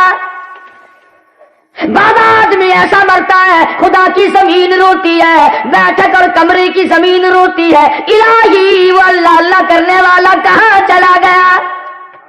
اور بعض آدمی ایسا مرتا ہے کہ تمام چیزیں لعنت کرتی ہیں، ہم نے تو تجربہ کیا۔ ایک جنازہ گزر رہا تھا بازار میں سے، پیچھے لوگ چل رہے ہیں، 2 بوڑھے پیچھے آتے ہوئے کہہ رہے ہیں بڑا بے ایمان تھا یہ، مجھے بڑا پریشان کیا مقدمے میں، بھائی پیسے والا تھا، مجھ غریب کو ستاتا ہی چلا گیا۔ ارے نہ کسی کا دل دکھا کے مرو، نہ مرنے کے بعد گالیاں کھاؤ۔ ہو سکتا ہے خدمت کر، خدمت سے خدا ملے گا، عبادت سے جنت ملے گی۔ دنیا میں رہ کر کمائی سب سے بڑی یہ ہے ہم سایہ پڑوسی عزیز رشتہ دار کے ساتھ حسن سلوک کیا کر۔ کہ صحابی نے عرض کیا یا رسول اللہ صلی اللہ علیہ وسلم جنتی کی پہچان بتاؤ، جنتی کی نشانی بتلاؤ کہ جنتی کون ہے؟ فرمایا جا ہر ایک کے پڑوسی سے پوچھ کے آ کہ تیرے ہمسایہ کا تیرے ساتھ کیا برتاؤ ہے، پڑوسی بتائے گا جنتی ہے کہ نہیں۔ ارے رحمتی دو عالم صلی اللہ تعالی علیہ وسلم کا تو اتنا دریائے کرم لوگوں نے دیکھا. ایک صحابی کا گھر ہے, برابر میں یہودی کا گھر ہے, یہودی کے گھر میں کھجور کھڑی ہے اور وہ جھک کر صحابی کے گھر میں آئی ہوئی ہے. اگر ایک دو کھجور کا دانہ کبھی صحابی کے بچوں نے اٹھا لیا, وہ یہودی تھپڑ تماچے مارتا ہے. صحابی نے تو اپنے بچوں کو منع کیا, مگر ان کے گھر میں جو لٹک کے آئی ہوئی تھی وہ بچے کیا کرتے؟ آج کل تو بڑے بڑے لوگ نہیں چوری سے ہٹتے. خدا کی قسم کتنے دکھ کے ساتھ یہ بات کہنی پڑتی ہے کہ ہندو کے مندر میں کبھی جوتی نہیں اٹھے گی, عیسائیوں کے گرجے میں کبھی جوتی چوری نہیں ہوگی, سکھوں کے گردوارے میں کبھی جوتی کی چوری نہیں ہوگی, اور مسجد میں نیا جوتا پہن کر جاؤ انشاءاللہ ننگے پیر آؤ. ڈوب مرنے کی بات ہے, ڈوب مرنے کی. کیا انداز ہے ہماری زندگی کا, اور یہی غلامی ہے. کیا عظمت کی ہم نے اور کیا اپنے آپ کو بنایا ہے. آخر وہ بھی تو انسان تھے, پیٹ بھی تھا, نفس بھی تھا, دماغ بھی تھا, بیوی بچے والے بھی تھے, سب کچھ تھا, مگر ایمان کی دولت اتنی ساتھ لے کے گئے کہ جنت ان کی اور وہ جنت کے. سودا لینے گاہک جاتا ہے نا دکان پہ, گاہک پہلے سوچتا ہے کہ اگر یہ تھوڑا سا پرے کو منہ کرے نا تو رگڑا دو اسے, اور دکاندار کہتا ہے کہ تو ایک مرتبہ میری طرف پیسے تو کر, ایسا چکو لگاؤں گا کہ کہیں تجھے ٹینچر لگانے کے لیے ملے گا ہی نہیں. دونوں کے ارادے غلط. چور بن گئے ہم لوگ, ہم نے یہ ملک تمام کا تمام اس طرح کی بیماریوں میں ڈال دیا ہے کہ اب دلدل سے نکلنا مشکل ہو گیا. کون سمجھائے اور کہاں سے وہ لوگ آئیں گے جو اب نیا سبق آ کر کے دیں گے. جانتے بوجھتے سب کچھ سوچتے ہوئے پھر بھی ہم لوگ بعد نہیں آتے تو ہوگا کیسے؟ سورج گرہن ہوتا ہے, ہندوستان کے ہندوؤں کو جا کے دیکھو, دھندا چھوڑ, کاروبار چھوڑ, رام رام رام رام سارے شروع کر دیتے ہیں, اور مسلمانوں کو پتہ بھی نہیں چلتا کہ کب چاند گرہن ہوا, کب سورج گرہن ہوا, کب زلزلہ آیا. ابھی زلزلہ آیا نا 31 تاریخ کو, سوئی ہوئی مخلوق تھی, ہاں سنا ہے کہ صبح کو زلزلہ آیا تھا. اب اگر غرق ہو گئے ہوتے تو ہو گئے ہوتے, اللہ تعالیٰ نے اپنے فضل و کرم سے بچا لیا, پتہ ہی نہیں. اس لیے فرمایا وَوُضِعَ الْكِتَابُ فَتَرَى الْمُجْرِمِينَ مُشْفِقِينَ مِمَّا فِيهِ وَيَقُولُونَ يَا وَيْلَتَنَا مَا لِهَذَا الْكِتَابِ. ہر آدمی کو اپنا نامہ اعمال مل جائے گا, اس کو پڑھتے جاؤ, خود بخود اپنا فیصلہ کرتے چلے جاؤ. بتاؤ اس میں تمام چیزیں لکھنے والا کون آ گیا تھا؟ ساری چیزیں سامنے آ جائیں, پھر بھی آدمی یہ بات نہیں سوچتا کہ مجھے آخر کس طرح سے اپنے آپ کو تیار کرنا ہے. شادی کی تیاری ہماری سمجھ میں آتی ہے, سردی آئے تو سردی کے کپڑوں کی تیاری ہماری سمجھ میں آتی ہے, گرمی آئے تو پنکھوں کی صفائی ہماری سمجھ میں آتی ہے, اور موت آئے تو قبر کی تیاری آج تک سمجھ میں نہیں آتی, حشر کی تیاری سمجھ میں نہیں آتی. تو صحابی مدنی کریم صلی اللہ تعالی علیہ وسلم کا اس کے بچوں کے منہ پہ یہودی نے تماچے مارے, بچوں کے منہ سے خون آ گیا. رحمت دو عالم سید دو عالم حضرت محمد کریم صلی اللہ تعالی علیہ وسلم کی ذات نے دیکھ لیا, بس دریائے کرم جوش میں آ گیا. فرمایا کون ہے جو اس کھجور کو خرید کر میرے حوالے کرے, میں دنیا ہی میں جنت کا وعدہ کرتا ہوں. جب صحابہ کو تو حضور کریم صلی اللہ علیہ وسلم کی زبان پہ یقین تھا, وہ آنکھوں سے دیکھی ہوئی چیز پر یقین نہیں کرتے تھے, مگر مدنی کریم صلی اللہ علیہ وسلم کی زبان پر ان کو اتنا بڑا یقین تھا, اتنا بڑا یقین تھا کہ جس کی انتہا نہیں. بس ایک صحابی اٹھا اور اس یہودی کے پاس گیا, جا کے کہنے لگا بھائی وہ کھجور کا سودا کر لے. اب وہ تو جان گیا نا کہ یہ یوں ہی نہیں آیا, کسی کا بھیجا ہوا ہے. ہاں اس کے سامنے کوئی فضیلت والی بات آئی ہے. اللہ کا بھائی دے تو دوں گا, مگر ایک کھجور کے بدلے میں 10 کھجوریں لوں گا, 10 درخت لوں گا, کھجوروں کے 10 پیڑ. اللہ کا کل میں دوں گا. میں نے سوچا ہو میں نے تو 10 گنا مانگ لیا تھا, اس لیے پھر بھی ہم تیاری کر لی کہ دوں گا, ہم بھی بھر لی دوں گا. نہیں بھائی ہم سودا نہیں کرتے, میں تو بھائی ایک کھجور کے بدلے میں 20 لوں گا. اب صحابی نے سن رکھا حضور کریم صلی اللہ علیہ وسلم کی زبان سے جنت کا وعدہ, اور وعدہ جنت کا اور زبان کالی کملی والے کی. سب کہہ دو صلی اللہ علیہ وسلم. صحابی کہنے لگا چل 20 دوں گا تجھے, تو ایک مرتبہ کھجور میرے حوالے کر. سوچا بہت بڑی کوئی بات سن کے آیا ہے یہ اپنے نبی سے، جو بھی تو اتنی قیمت لگا رہا ہے یہ. نہیں بھائی اپنا سودا کینسل، میں تو ایک کھجور کے بدلے میں 30 لوں گا. یہ کئی لوگ آج کل بھی سودے کر کے پھر جاتے ہیں نا، ارے بھائی لڑکوں کے ہاتھ میں ہے کاروبار، میں بڈھا ہو گیا ہوں مجھے پتا نہیں تھا، وہ لڑکا نہیں مانتا بھائی مجبوری ہے، اور کیا تیرے پاؤں پکڑ لیتا ہوں. بڑے لگی ہے نا لوگ. اور ہمارے یہاں پنجاب میں جب بھینس وینس کا جانوروں کا سودا کر کے کسی کو پھرنا ہونا، اگر یار میں تو تیرے کو ضرور دے وہاں پر گھر والی نہیں مندی پئی ہونا، آخر ٹکری تو میں کھاؤں ہے. اون چھوٹی کے سر لا کے بے ایمان تھی میں نے. یہودی کہنے لگا میں ایک کھجور کے بدلے میں 30 لوں گا. غلام ہے محمد عربی صلی اللہ تعالی علیہ وسلم کا، حضور کا دیوانہ ہے، حضور کا پروانہ ہے، اور کہنے لگا چل تجھے میں 30 کھجوریں دوں گا. وہ پھر بے ایمان ہو گیا، کہنے لگا نہیں میں نہیں سودا کرتا. انہوں نے کہا یوں نہ کر، وعدہ جنت کا ہے، زبان کالی کملی والے کی ہے، تو کھجوریں مانگ رہا ہے، میں اپنی جان دے کر کے بھی یہ کھجور خرید کے چھوڑوں گا. آخرکار 40 کھجوروں کے درخت پہ راضی ہوا، ایک کے بدلے میں 40 دی. اور پھر وہ صحابی حضور کریم صلی اللہ علیہ وسلم کی خدمت میں آیا، عرض کرنے لگا یا رسول اللہ آپ کیا فرما رہے تھے؟ فرمایا جو وہ ایک کھجور میرے حوالے کرے، میں مجھے اس کا ضامن ملکیت بنا دے، ملک میرا کر دے، میں وعدہ کرتا ہوں کہ جنت میں اس کو باغ دلاؤں گا، جنت کا وعدہ کرتا ہوں. عرض کہ یا رسول اللہ سودا تیار ہے، کھجور تیری ہے، جنت میری ہے.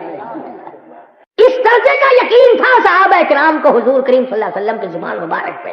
اور آج گناہگار کی چھاتی کو چیر کر کھبا ہاتھ اس میں سے آگے سے گزار کر، یعنی ہاتھ پیچھے نکال دیا جائے گا اور اس میں نامہ اعمال پکڑایا جائے گا. گویا یہ پہچان ہوگی برے آدمی کی. یعنی قرآن کریم کی روشنی میں آپ بات کو سمجھیں کہ اچھے آدمی کا نامہ اعمال سجے ہاتھ میں ہوگا اور برے آدمی کا برا نامہ اعمال چھاتی میں سے ہاتھ گزار کے یوں پیچھے کو ہاتھ نکلا ہوا ہوگا، پھر نامہ اعمال پکڑایا جائے گا. یہ نشانی اور یہ پہچان بنا دی گئی. پھر بھی اللہ کا کرم جس پہ ہو جائے کیا کہنا اس کی کریمی کا. سبحان اللہ. یوں آتا ہے کتابوں میں کہ ایک آدمی پھنسا کھڑا ہوگا اپنے گناہوں کے بوجھ کی وجہ سے، کھڑا رہے گا پریشان حال ہوگا. قیامت کا منظر ایسا ہوگا کہ زمین تانبے کی بن جائے گی، سورج سوانیزے پہ آ جائے گا. تو اللہ پاک جل شانہ فرمائیں گے میرے بندے کیا حال ہے تیرا؟ عرض کرے گا الہی اماں ابا بیوی اولاد سب چھوڑ گئے، کوئی میرا ساتھ دینے والا نہیں، کوئی میرا بنتا نہیں، مجھے اپنا رشتہ دار کوئی نہیں مانتا، مجھے اپنا ہمسایہ کوئی نہیں مانتا، مجھے اپنا قبیلہ برادری والا کوئی نہیں مانتا.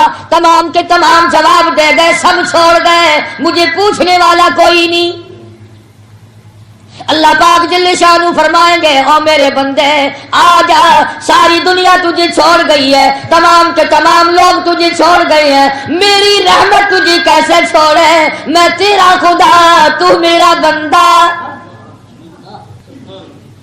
سب جواب دے گئے، میں جواب کیسے دوں؟ میرے سوا تیرا اور ہے کون؟ ایک حدیث پاک میں آتا ہے، ذرا غور کیا کرو ان جملوں پہ. اللہ پاک کے محبوب صلی اللہ علیہ وسلم نے فرمایا کہ اللہ پاک یوں فرماتے ہیں او لوگوں جس کا دنیا میں کوئی وارث نہیں اس کا وارث میں خدا بن جاتا ہوں. جس کے سب سہارے ٹوٹ جاتے ہیں اس کا سہارا میں بن جاتا ہوں. جس کے سب آسرے ختم ہو جائیں اس کا آسرا میں خدا بن جاتا ہوں. تو بندہ جب پریشان کھڑا ہوگا آواز آئے گی پروردگار عالم کی طرف سے کہ ادھر آ. خدا جب کسی کو بخشنا چاہے کون ہے روک ٹوک کرنے والا؟ حدیث بطاقہ کے نام سے کتابوں میں ایک حدیث موجود ہے. اللہ پاک جل شانہ انگلی کے پوروے کے، یہ جو انگلی کا پورا ہے اس کے سرے کے برابر ایک کاغذ حق سبحانہ و تعالی نکال لیں گے. اللہ پاک اس پوروے کے سرے کے برابر ایک چھوٹا سا کاغذ نکالیں گے اور وہ کاغذ نکال کر نیکیوں والے پلے میں رکھ دیں گے. حضور کریم سب کہتے صلی اللہ علیہ وسلم نے فرمایا گناہوں کا نامہ اعمال اور وہ پلہ جو ہے وہ ہوا میں اڑ جائے گا اور نیکیوں والا پلہ یکدم جھک جائے گا. محض اس ذرا سے کاغذ کے پرزے سے ایک بھورا کاغذ ہے، اب یہ جو آدمی کی سرشت ہے نا، آدمی کی جو عادت ہے بڑی عجیب ہے. پہلے تو کہتا میرا کام بن جاؤ، کیسے ہی بن جاؤ مجھے کیا. اور جب کام بن جاتا ہے پھر یہ ڈھونڈنے کی کوشش کرتا ہے کہ بنا کیسے. اب نجات تو ہو گئی، اللہ نے نجات کر دی، نام اعمال نیکیوں کا پلہ جھک گیا، بس کامیاب ہو گیا. اب کہنے لگا یا اللہ مجھے بتا تو صحیح اس کاغذ میں کیا ہے. یہ اپنی عادت ہے نا سبھی کی. پہلے تو یہ سوچتے ہیں کہ بھی گاڑی میں اگر قدم آ جائے نا بس ایک دفعہ اندر ہو جاؤں. اگر اندر ہو جائے تو پھر کہتا ہے کہ بیٹھنے کی جگہ مل جائے. جب بیٹھنے کی مل جائے تو کہتا ہے کہ یار ذرا لک سیدھا کر لئیے. عادت ہے نا آدمی کی. جب اللہ نے نجات کر دی تو اب کہنے لگا کہ اس کاغذ کے ذرا سے پرزے میں ہے کیا. میرے سارے گناہ اس نے ختم کر دیے، سارا نام اعمال ہوا میں اڑ گیا، اور یہ پلڑا جو تھا یہ نیکیوں والا جھک گیا. اس کاغذ میں ہے کیا. اللہ اکبر اللہ اکبر، قربان جاؤں مالک کائنات کے. ایسی چیز اللہ نے بتائی، ایسی چیز اللہ نے بتائی جس کی تمہیں قدر نہیں. یوں فرمایا میرے بندے وہ جو ایک دن تو نے اخلاص کے ساتھ مجھے مشکل کشا جان کر، مجھے حاجت روا جان کر، مجھے اپنا کارساز سمجھ کر، مجھے بے نیاز سمجھ کر، مجھے اپنا مالک سمجھ کر، مجھے اپنا تمام نظام کا مالک سمجھ کر وہ جو تیری زبان سے لا الہ الا اللہ محمد الرسول اللہ نکلا تھا وہ میں نے لکھ کر رکھ لیا تھا. اور یہ وہی کلمہ ہے، یہ وہی کلمہ ہے جس کو لوگ آج سمجھتے ہیں کہ اس میں وزن کچھ نہیں. حضرت موسیٰ علیہ السلام نے اللہ پاک سے عرض کیا الہی مجھے کوئی خاص وظیفہ بتا، بالکل کوئی خاص وظیفہ ہو جو آج تک کسی کو نہ ملا ہو. خاص وظیفہ دے مجھے، تیرا نام لوں، تیرا قریبی بن جاؤں، تیرا محبوب بن جاؤں، تیرا بندہ بن جاؤں، تو میرا مالک بن جائے، تو راضی ہو جائے، ایسا وظیفہ بتا. تو فرمایا موسیٰ یہ پڑھا کر لا الہ الا اللہ لا الہ الا اللہ لا الہ الا اللہ، یہ پڑھا کر. موسیٰ علیہ السلام نے عرض کیا یا اللہ یہ تو سارے پڑھتے ہیں، یہ تو سبھی پڑھتے ہیں، میں نے تو کوئی خاص وظیفہ پوچھا تھا خاص. فرمایا موسیٰ تو اسے عام سمجھتا ہے، تو اس کو عام چیز سمجھتا ہے. فرمایا مجھے اپنی کبریائی کی قسم، ساتوں آسمان ساتوں زمین، سمندر دریا پہاڑ ندی نالے باغات، پوری دنیا کی زمین قرۂ عرب، سارا نظام عالم نظام کائنات ایک پلے میں رکھو اور دوسرے پلے میں رکھو لا الہ الا اللہ. فرمایا مجھے اپنی کبریائی کی قسم وہ پلہ جھک جائے گا جس میں لا الہ الا اللہ موجود ہوگا. یعنی یہ اتنا وزنی کلمہ ہے، اتنا وزنی کلمہ ہے کہ جس کی انتہا نہیں. اب خدا نے خود فرما دیا کہ زمین و آسمان پہاڑ دریا سمندر چاند سورج ستارے مریخ آدمی جن فرشتے سب کو ایک پلے میں رکھو اور ایک پلڑے میں کلمہ رکھو تو کلمے والا پلہ جھک جائے گا. جب یہ کلمہ اتنا وزنی ہے اور یہ نجات کا بھی ذریعہ بنتا ہے تو اس کلمے کو کم سے کم اتنا تو کرے کہ آدمی صحیح پڑھے، کم سے کم اتنا تو کرے کہ اس کے الفاظ کو صحیح ادا کرے. جو کلمہ مدار نجات ہو، جس کلمے پر اللہ نے نجات موقوف کر دی ہو، جس کلمے کو اللہ تبارک و تعالیٰ نے عرش کرسی پہ لکھا ہو، جنت کے مکانوں پہ لا الہ الا اللہ محمد الرسول اللہ، سونے چاندی کی اینٹوں پہ، مشک و عنبر زعفران کے بنے ہوئے گارے پہ، درخت کے پتے پتے پہ، جنت کے ایک ایک پھول کی پتی پہ، جنت کے باغ و بہاروں پہ، حوروں کے پیشانی پہ، غلمان کے ماتھے پہ، تمام جنت کے ہر مقام پہ لا الہ الا اللہ محمد الرسول اللہ لکھا ہوا ہے. آج اس کلمے کی لوگوں کو پرواہ نہیں. 100 سال کا بڈھا ہے کلمہ غلط پڑھتا ہوا مر رہا ہے، اور جس پہ نجات ہونی تھی تیرے پلے وہی نہیں. عورتوں سے کلمہ سنو لا الہ الا اللہ محمد پاک رسول اللہ. جو کوئی آگو آکھے نا ایویں نہیں پاک نہیں آکھے جاؤں گا. اچھا تو حضور کو پاک نہیں بنے گا؟ دس ای پاسے بڑھ جان دینے ماری جو گئی مقدر بھیڑا جو ہو گیا نصیب. آخر میں تو غلط آتا کھڑا لا الہ الا اللہ محمد پاک رسول اللہ. پاک کائے لیا تھے؟ آخر پاک تو ہے تو میں نہ کہا. کوئی آدھا لا الہ الا اللہ محمد یا رسول اللہ، آخر یہاں نہیں آخنا چاہیے. آخر کیوں؟ وہ بھی اسے نا کور لگ دی. آخر اندازہ لگا جب ذہن یہ ہو، فکر یہ ہو، نظریہ یہ ہو، جب لوگوں نے کلمہ ہی بدل دیا تو باقی اور بچے گا کیا؟ خدا کی قسم جنت کے درختوں کے پتوں پہ، جنت کے مکانات پہ، عرش عظیم پہ، عرش کرسی پہ، لوح محفوظ پہ، سدرۃ المنتہا میں، بیت المعمور میں، ساتوں زمین و آسمانوں میں، ہر فرشتے کی زبان پر جو کلمہ ہے وہ یوں ہے، لا الہ الا اللہ محمد الرسول اللہ صلی اللہ علیہ وسلم. اب کسی کو اختیار نہیں ہے کہ اس میں محمد پاک رسول اللہ کا لفظ ملائے یا محمد یا رسول اللہ کا لفظ ملائے یا اور کوئی چیز پیدا کرے. کسی کو حق نہیں، کسی کو اختیار نہیں. جو کلمے کو بگاڑے گا خدا کی قسم اس کا ایمان بگڑ جائے گا. ترس کھاؤ اپنی دادیوں پہ، اپنی اماؤں پہ، اپنی خالہ پھوپھیوں کے کلمے صحیح کراؤ. خدا کی قسم جب جہنم کے انگاروں میں ان کو جلتا دیکھو گے تمہیں دکھ ہوگا. اور قرآن کریم میں آواز آئی، یا ایھا الذین آمنوا قوا انفسکم واہلیکم نارا وقودھا الناس والحجارہ علیہا ملائکۃ غلاظ شداد لا یعصون اللہ. فرمایا او اللہ والو، ایمان والو، اپنے گھر والوں کو، اہل و عیال کو، بیوی بچوں کو، بہن بیٹیوں کو جہنم کے انگاروں سے بچاؤ. آج کا مسلمان نہ کلمے والی زندگی بناتا ہے، نہ کلمے کے ترجمے پہ غور کرتا ہے.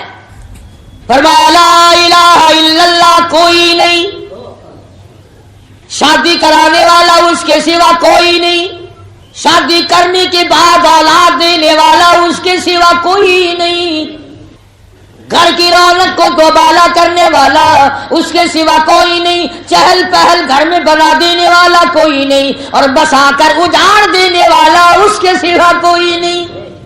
کوئی نہیں ہے. تمہیں کئی لوگ ملیں گے جو یوں کہیں گے دیکھو جی اللہ کو ہم مانتے ہیں، ٹھیک ہے، اس کے سوا اور خدا کون ہو سکتا ہے، لیکن یہ اللہ والے بھی تو خدا کے ہی بنائے ہوئے ہیں، یہ بھی تو خدا نے بنائے ہیں، کچھ ان کے بھی اختیار ہے.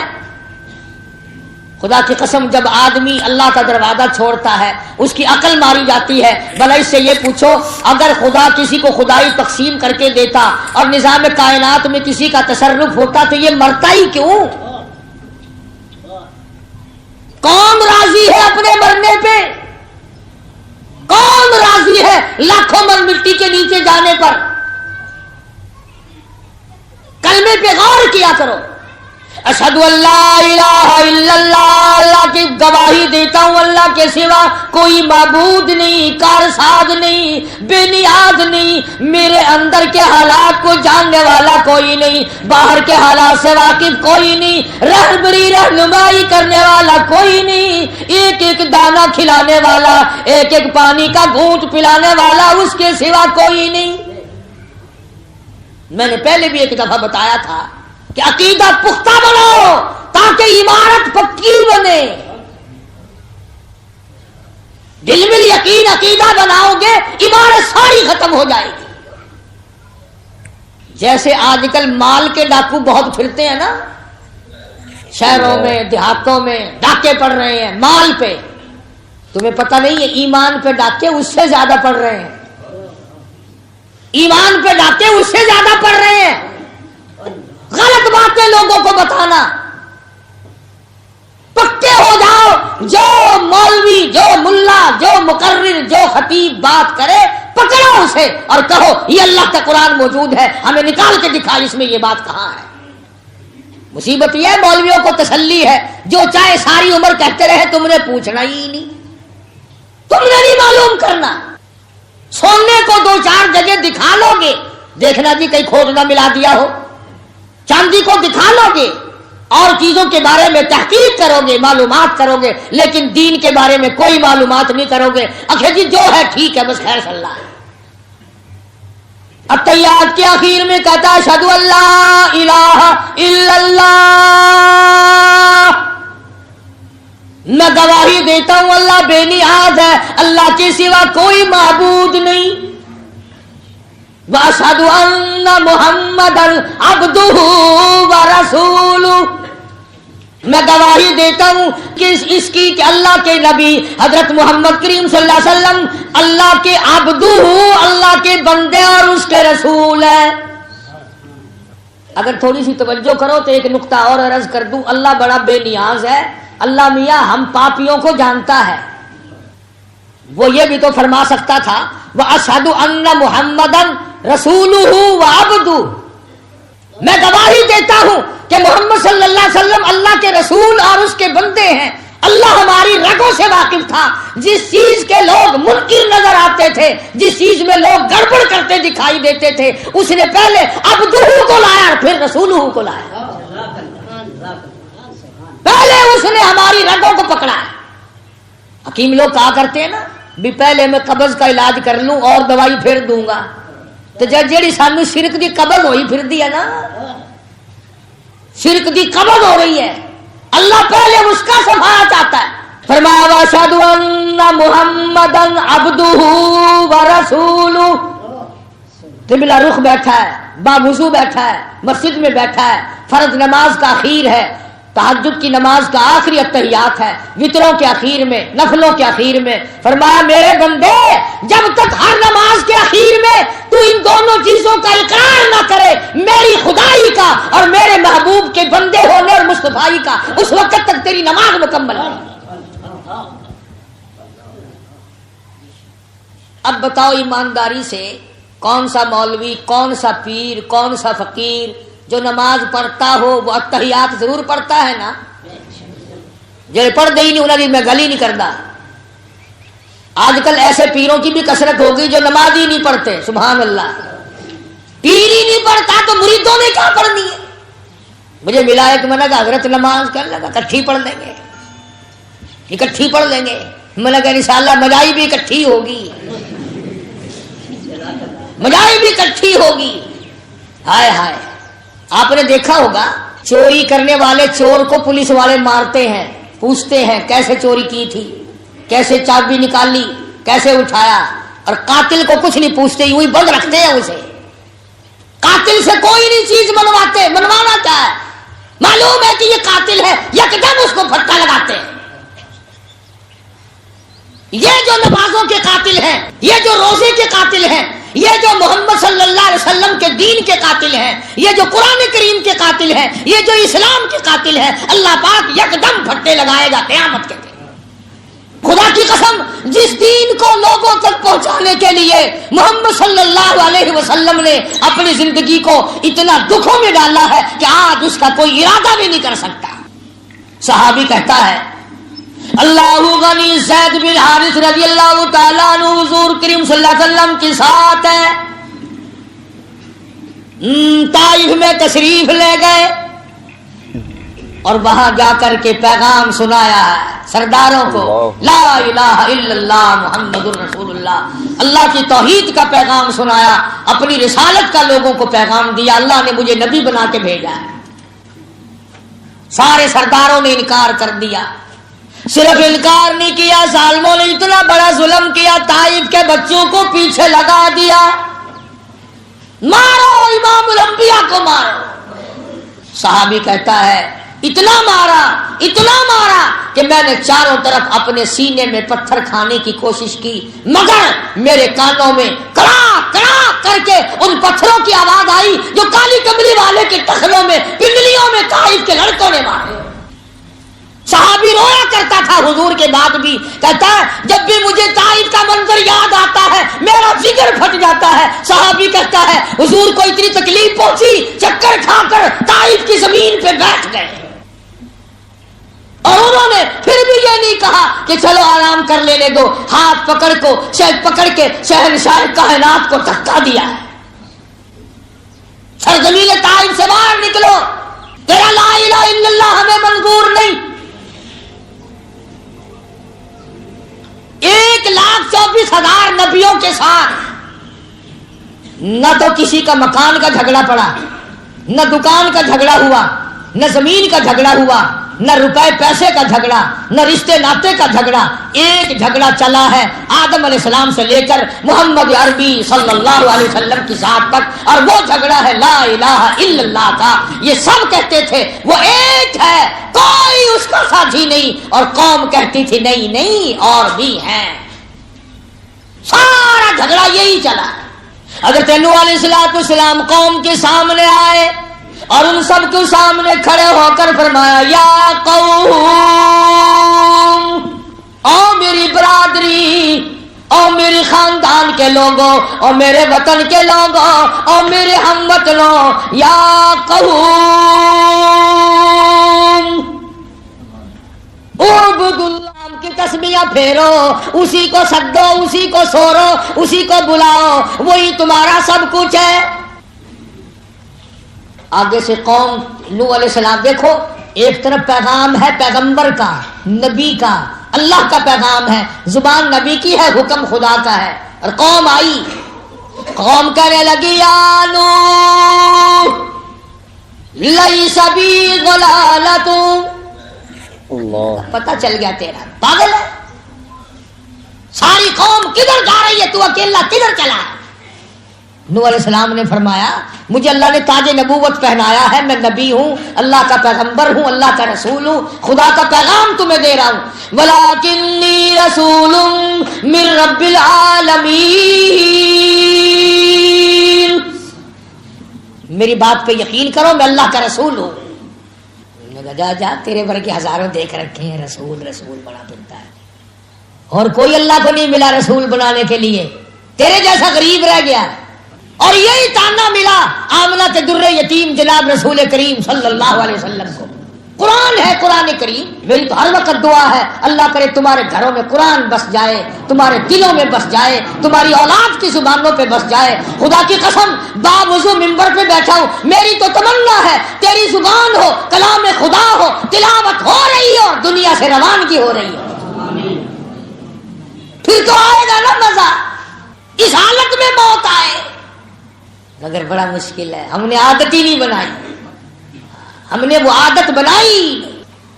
اللہ اکبر، اللہ اکبر۔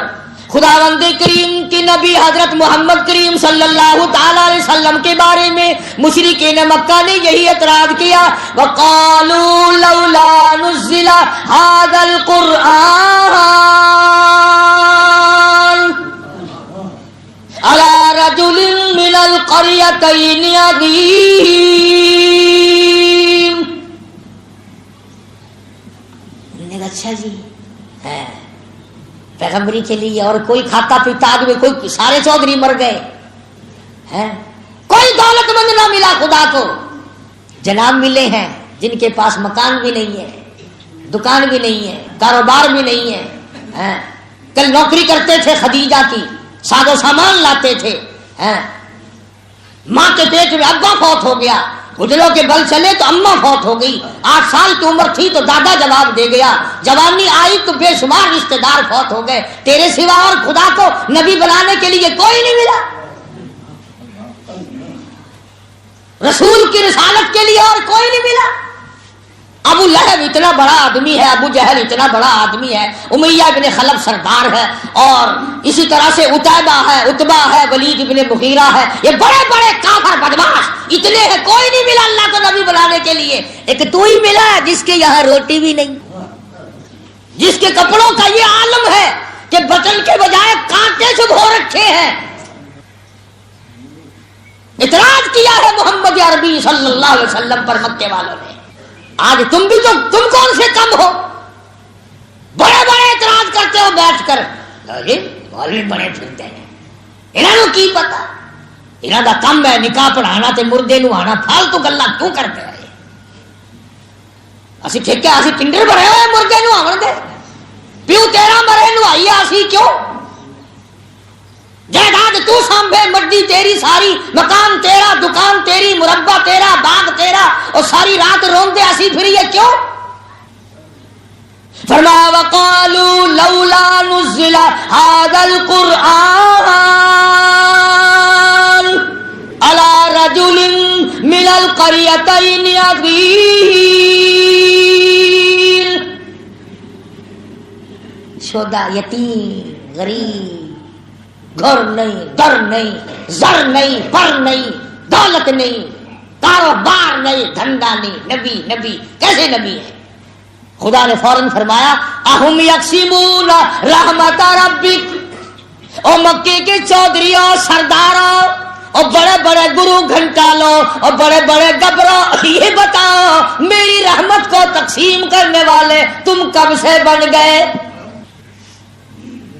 یہ تو میری مرضی ہے کہ میں چاہوں تو قطرے کو سمندر کر دوں، میں چاہوں تو یتیم کو پیغمبر کر دوں۔ تم اپنی چودراہٹ کو سر پہ رکھے پھرو، کون ہوتے ہیں تم میرے نظام میں دخل دینے والے؟ نحن قسمنا، ہم تقسیم کرتے ہیں۔ الم یجد کا یتیما فآوا، فرمایا مجھے اپنی کبریائی کی قسم تم سارے چودھری جہنم کے انگارے بنو گے، اور آمنہ کا در یتیم ساری کائنات کے لیے رحمت بنے گا۔ یہ ہے اعتراضات جو اس وقت حضور کریم صلی اللہ علیہ وسلم پہ بھی کیے گئے۔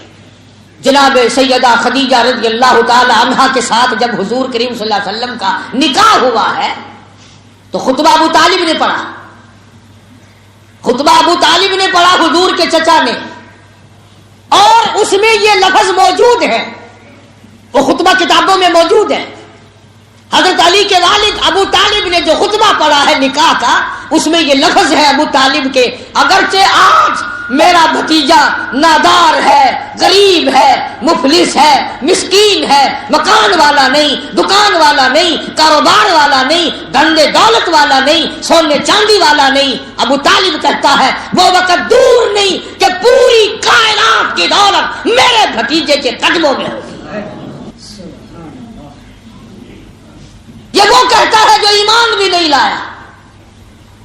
چنانچہ نکاح ہوتے ہی حضرت خدیجہ رضی اللہ تعالی عنہا مکے کی بہت بڑی رئیسہ تھی، مکے کی بہت بڑی دولت مند مائی تھی، اس نے قربانی دی۔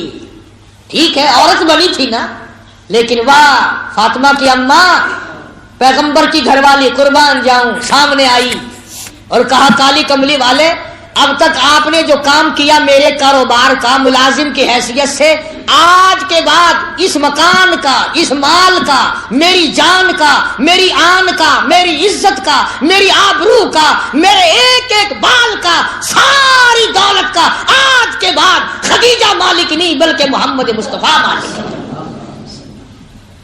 ساری دولت حضور کریم صلی اللہ علیہ وسلم کے حوالے کر دی حضرت خدیجہ نے، اور سپرد بھی زبانی نہیں کی۔ اگر کوئی نعوذ باللہ اور مائی ہوتی، جب حضور نے اس میں سے خیرات کی ہے نا، دو چار دن میں جتنی حضرت خدیجہ کی دولت تھی مکے کے غریبوں میں یتیموں میں، دو چار دن میں سارے ٹھکانے لگا دی، سب اللہ کے نام پہ دے دی۔ کوئی اور مائی ہوتی تو آگے کہتی ہو اللہ والے تجھے کھانے پینے کی اجازت دی ہے، یوں تھوڑی تھی کہ اس میں ترنگلی لگا کے اڑائی دے، کل کو میں بھی مروں گی، بچے بھی مریں گے، آپ بھی مریں گے، یہ کیا ہوا ہے؟ قربان جاؤں سیدہ خدیجہ پکی مائی تھی، کہنے لگی کسی اور عورت نے کہا خدیجہ سے کہ یہ کیا ہوا، تو اتنی بڑی تاجرہ تھی، مکے کی رئیسہ تھی، تجھے تو فقیر بنا دیا تیرے خامد نے، سارا دن بانٹتا ہے، سارا دن لوگوں میں تقسیم کرتا ہے۔ کہنے لگی وہ اپنا تقسیم کرتے ہیں، میرا نہیں، میرا ہے ہی کچھ نہیں، سب کچھ انہیں کا ہے، وہ چاہے رکھے چاہے اللہ کے نام پر سارا کچھ اڑا دے۔ اور ہوا ہے حضرت خدیجہ نے خدا کی قسم 8 دن درختوں کے پتے چبائے ہیں۔ حضرت خدیجہ کے بھتیجے کو پتا چلا، وہ بائیکاٹ کا زمانہ جو تھا نا، بائیکاٹ کا، مکے والوں نے بائیکاٹ کیا تھا نا، 2.5 برس تک مسلمان تنگ رہے، پانی نہیں دینا، مول بھی آٹا نہیں دینا۔ تو حضرت خدیجہ کو جب 8 دن تک روٹی کے ٹکڑے کی، سیدہ خدیجہ فرماتی ہیں کہ میں نے ایک پورے ہفتے تک روٹی کے ٹکڑے کی شکل نہ دیکھی، بالکل نڈھال ہو گئی، بیمار ہو گئی۔ بھتیجا جو کافر تھا اس کو پتا چلا، روٹی لے کے چلا، ابو جہل نے دیکھ لیا، کہنے لگا کدھر؟ لگا میری پھوپھی بڑی تنگ ہے، تھوڑی سی روٹی دینے چلا ہوں۔ کہنے لگا لڑائی ہوگی سارے مکے کی اور تمہاری۔ اندازہ لگا خبردار ایک لقمہ نہیں جانے دوں گا۔ محمد صلی اللہ علیہ وسلم کو، ان کے غلاموں کو، گھر والوں کو، ماننے والوں کو یوں ہی ماریں گے، بھوکے پیاسے، ایک لقمہ پہنچانے کی اجازت نہیں۔ امام الانبیاء محبوب کبریا حضرت محمد مصطفیٰ صلی اللہ تعالی علیہ وسلم نے فرما دیا، او لوگوں، امت کے تمام لوگوں کا میں نے احسانات کا بدلہ چکا دیا، سب کے قرضے چکا دیے، سب کے لینے دینے میں نے برابر کر دیے، پر او میرے اللہ، ابو بکر کے احسانات کا بدلہ تو دے سکتا ہے، میں نہیں دے سکتا۔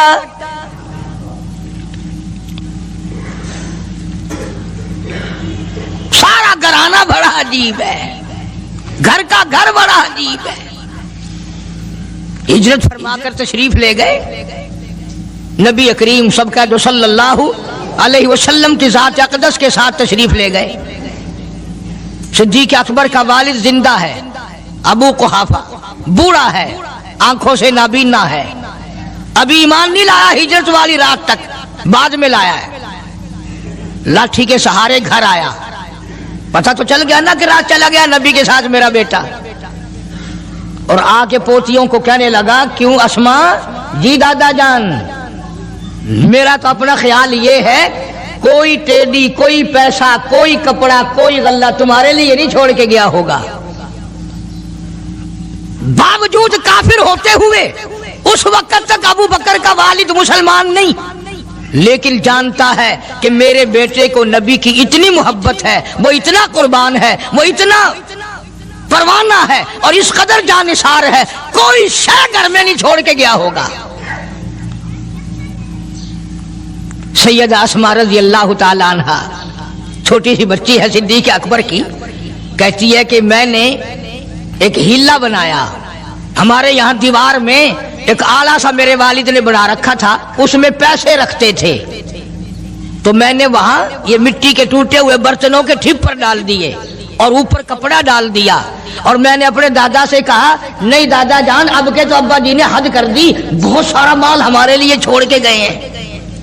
انہوں نے کہا، بیٹی میرا یقین نہیں پڑتا، وہ نبی کے بغیر ایک پیسہ تو کیا وہ اپنی جان پیچھے رکھنے کو تیار نہیں۔ انہوں نے کہا، نہیں دادا ذرا آؤ تو صحیح۔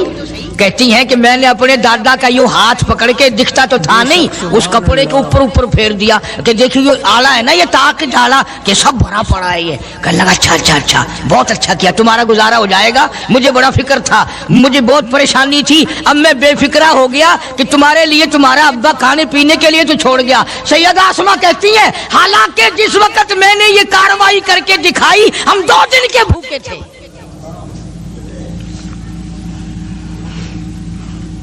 ہزاروں روپیہ جتنا بھی مال تھا گھر میں، جب نبی کے ساتھ گئے سارا پلے باندھ کے لے گئے، نہ جانے کہاں کام آئے گا۔ یہ وہ سیدہ اسماء رضی اللہ تعالیٰ عنہ جس کا حال یہ ہے، سارا دن کھجوروں کی گٹھلیاں اکٹھی کرتی ہے، شامن کو ہامن دستے میں کوٹ کر شام کو پانی میں گھول کر پی جاتی ہے، ساری رات مصلی پہ کھڑی ہو کے قرآن پڑھتی ہے۔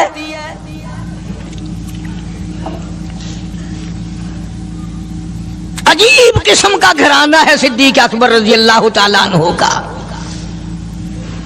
غربت نہیں تھی، سارے کا سارا قربان کر کے غربت بنا دی، نہیں دیکھا آل کو، نہیں دیکھا مال کو، نہیں دیکھا اپنی جان کو، سب کچھ قربان کر دیا۔ امام الانبیاء محبوب کبریا حضرت محمد مصطفیٰ صلی اللہ تعالی علیہ وسلم نے اس قدر رفاقت جوڑی، اس قدر یاری بنائی کہ کبھی بھی الگ نہیں ہوئے۔ آج تم قرآن پڑھتے ہو، قاری حنیف قرآن پڑھتا ہے، کیا اثر ہوگا کسی پہ؟ جناب ابو بکر صدیق رضی اللہ تعالیٰ عنہ مکہ مکرمہ میں نماز کی نیت باندھ کر قرآن کریم کی تلاوت کرتے ہیں، علماء نے لکھا ہے کہ پہاڑ بھی ہلنے لگ جاتے تھے، اور کافروں نے نبی پاک سب کا جو صلی اللہ علیہ وسلم سے شکایت کی کہ اپنے ابو بکر کو کہو یہ رات کو قرآن زور سے نہ پڑھے، ہمارے بیوی بچوں پہ اثر ہوتا ہے، ہمارے بچے مسلمان بننے کے لیے تیار ہو جاتے ہیں، ہماری عورتیں قرآن سن کر کفر چھوڑ کر مسلمان بننے کو تیار ہو جاتی ہیں۔ ابو بکر سے کہو یہ آہستہ قرآن پڑھا کرے، یعنی اس کی زبان میں اس قدر تاثیر تھی اور اس قدر اللہ تبارک و تعالیٰ نے خوف رکھا تھا، جو صدیق کی زبان سے قرآن سنتا تھا مسلمان بننے کے لیے تیار ہو جاتا تھا۔ آج ہم قرآن پڑھیں، حدیث پڑھیں، کچھ بھی پڑھیں، اثر نہیں ہوتا۔ کیسے ہو؟ ہمارے یہاں دلوں میں جگہ ہو جبھی تو بات بنے۔ اس لیے قرآن کریم کہتا ہے کلا بل ران علی قلوبہم ما کانوا یکسبون، گناہ کرتے کرتے، حرام کھاتے کھاتے اس قدر دل کالے ہو گئے، اب قرآن کے لیے، دین کے لیے، ایمان کے لیے گنجائش کوئی نہیں، اندر گنجائش ختم ہو گئی، سارا دل بھر گیا۔ فرمایا کلا انہم عن ربہم یومئذ لمحجوبون، ہرگز ایسا نہیں جو لوگوں کا خیال ہے، دین ان کے خیالات پہ نہیں چل سکتا۔ جناب ابو بکر صدیق رضی اللہ تعالیٰ عنہ بیمار ہیں، آخری وقت قریب ہے، اللہ اللہ۔ سیدہ عائشہ صدیقہ رضی اللہ تعالیٰ عنہ کے ہاتھ میں نیا کپڑا دیکھا، بیٹی کے ہاتھ میں نیا کپڑا دیکھا۔ صدیق اکبر رضی اللہ تعالیٰ عنہ نے فرمایا بیٹی یہ کپڑا کیسا ہے؟ عرض کی ابا جان کفن کے ارادے سے منگوا لیا ہے، نہ جانے کس وقت ضرورت پڑ جائے گی، مجھے خطرہ ہے، اندیشہ ہے، آپ کا آخری وقت ہے، میں نے کفن کے لیے کپڑا منگا لیا ہے۔ اللہ اکبر، ناراض ہوئے، فرمایا عائشہ وعدہ کرو مجھ پر نیا کفن نہیں ڈالو گی۔ عائشہ یہ کپڑا جو تو نے کفن کے لیے منگایا مدینے کی کسی بیوہ کو دے دینا، سر پہ ڈال کے پردہ کر لے گی۔ عائشہ کسی یتیم کو دے دینا، وہ اپنا کرتا بنا لے گا، وہ غریب اپنا ننگ ڈھک لے گا، مجھے نئے کفن کی کوئی ضرورت نہیں۔ اللہ کے یہاں کفن نہیں دیکھے جاتے، اس کے یہاں تو اعمال دیکھے جاتے ہیں۔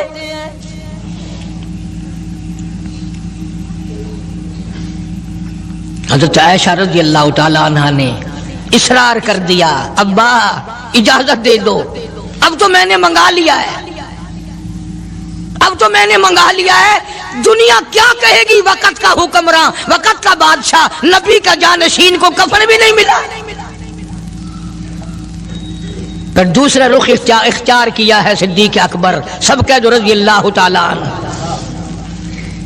فرمایا عائشہ او میری بیٹی، نبی کریم صلی اللہ تعالی علیہ وسلم کا آخری وقت تیری گود میں آیا، تیرے سامنے آیا، تو نے آقا مدنی صلی اللہ علیہ وسلم کا آخری وقت دیکھا۔ حضرت عائشہ رونے لگی، ہاں میں نے دیکھا، سب کچھ مجھے معلوم ہے، پر عائشہ شہنشاہ کائنات کا کفن بتا۔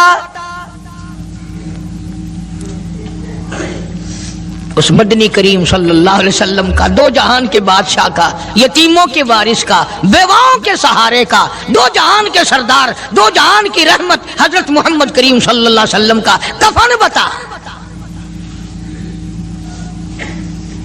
حضرت عائشہ رونے لگی، عرض کی ابا جان جن کپڑوں میں سرکار اس دنیا سے تشریف لے گئے ان کپڑوں میں 12 پیوند تھے، 12 ٹاکیاں تھی۔ فرمایا عائشہ پھر تیرا کیا خیال ہے، میرا محبوب ٹاکیوں میں گیا ہو میں نئے پہن کے جاؤں؟ جن کپڑوں میں میری وفات ہو یہی میرے کفن میں استعمال کرنا، یہی کپڑے مجھے کفن میں دے دینا جو میرے جسم پہ ہیں، اس لیے کہ جب میں اپنے آقا سے ملوں گا تو شرمندگی نہ ہو۔ اور آج ذہن یہ ہے کہ میت کے کپڑے کو ہاتھ بھی نہ لگانا، پہننا تو درکنار، ہاتھ لگانے کو تیار نہیں، گھر میں رکھنے کو تیار نہیں۔ یوں لکڑی سے اٹھا کر پرے پرے پھینکتے ہیں، آگ لگاتے ہیں، نہلانے والے کو دے دیتے ہیں، وہ بھی نہیں پہنتا، یوں ہی گلیوں میں نالیوں میں پھینک جاتا ہے۔ نہ تیرا باپ مرا، جب تجھے نفرت ہے کپڑوں سے، مردہ نوانے والے کا وہ ماما لگتا ہے، وہ کیوں پہنے؟ عرض کرنے کا مقصد یہ کہ ان حضرات کی زندگی تو دیکھو، اور وفات شریف سے پہلے 2.5 برس جو وظیفہ لیا، جو تنخواہ لی سرکاری خزانے سے، خیبر کی زمین بیچ کر صدیق اکبر رضی اللہ تعالیٰ عنہ نے 2.5 برس کی تنخواہ کا حساب کر کے وہ ساری تنخواہ جو لی تھی بیت المال میں واپس داخل کر کے پھر دنیا سے رخصت ہوئے۔ جو تنخواہ لی تھی 2-2.5 سال میں وہ ساری کی ساری واپس کر دی جناب ابو بکر صدیق رضی اللہ تعالیٰ عنہ نے، کہ میں مسلمانوں کا پیسہ کھا کے نہیں مرنا چاہتا، چاہے تنخواہ کے طور پر تھا، کل قیامت میں میرے لیے رکاوٹ نہ بن جائے۔ آج مجھے اور آپ کو تو یہ تلاش بھی نہیں کہ اپنا حلال کے پیسوں سے کفن تو بنا کے رکھ لیں۔ ایئر کنڈیشن کا ہر وقت ذکر ہے، گھر میں ہونا چاہیے، فریج ہونا چاہیے، پنکھے ہونے چاہیے، یہ ہونا چاہیے، کار ہونی چاہیے، موٹر ہونی چاہیے، یہ ہونا چاہیے، اور کبھی گھر میں یہ ذکر بھی ہوا کہ حلال کا کفن بھی ہونا چاہیے۔ وہ کدھر سے آئے گا؟ اس کے لیے کون انتظام کرے گا؟ کون ہم نے گھر میں پیدا کر رکھا ہے جو اس وقت یہ بات دیکھ کر کفن لائے گا؟ اس لیے قرآن کریم نے اعلان کر دیا، لوگوں اپنا سب کچھ پاک صاف بن کے دنیا سے جاؤ، اپنا بدن بھی پاک ہو، عمل بھی پاک ہو، پیٹ بھی پاک ہو، کفن بھی پاک ہو۔ ان ساری میں وہ بات کرتا ہوں جس سے نہ دیوبندی بچے، نہ بریلوی بچے، نہ شیعہ بچے، نہ سنی بچے۔ موت کا جھٹکا تو سب کو لگنا ہے نا، اور ایسا لگتا ہے لاکھوں برس تک منہ کڑوا رہتا ہے۔ جناب صدیق اکبر رضی اللہ تعالیٰ عنہ نے وہ تنخواہ جو لی تھی ساری زندگی میں، وہ بھی بیت المال میں واپس کر دی، اور تمام کے تمام لوگوں کے حقوق چکا دیے۔ باقی جو بات رہی وہ سیدھی کمتر مرحوم کہتا ہے، ادا صدیق دا اسلام تے قرضہ بقایا ہے، اجا صدیق دا اسلام تے قرضہ بقایا ہے، جتا جس دے ہاتھوں اس آخری زمین دسایا ہے، وصولی دا نہ چنتا نہ لکھوایا صحابہ نے۔ مدنی کریم صلی اللہ تعالی علیہ وسلم کے جانثار، نبی کا یار، نبی کا وفادار، ہر وقت کا ساتھی، اسی غم میں رہتا ہے، اور وصیت کی کہ مجھے غسل دینا، میرے انہی کپڑوں میں دفن کرنا، اور فرمایا میرا جنازہ اٹھا کر حجرے مبارک کے سامنے لے جانا، حجرے عائشہ کے سامنے لے جانا، توجہ کرنا، نیند نہ کرو۔ اور یوں فرمایا نبی پاک صلی اللہ علیہ وسلم کی جہاں قبر شریف ہے، حضور کا حجرہ ہے، روضہ ہے، دروازے پہ کھڑے ہو کر آواز لگانا، کالی کملی والے صدیق آ گیا ہے۔ فرمایا اگر اجازت ہو تو اندر دفن کرنا، اور اگر اجازت نہ ہو تو جنت البقیع میں لے جانا۔ علماء کہتے ہیں کہ جب میت کو جا کر کے روضہ اقدس صلی اللہ علیہ وسلم کے سامنے رکھا اور آواز لگائی تو دروازہ خود بخود کھل گیا، اور آواز آئی، دیر نہ کرو، محبوب کو محبوب سے ملا دو۔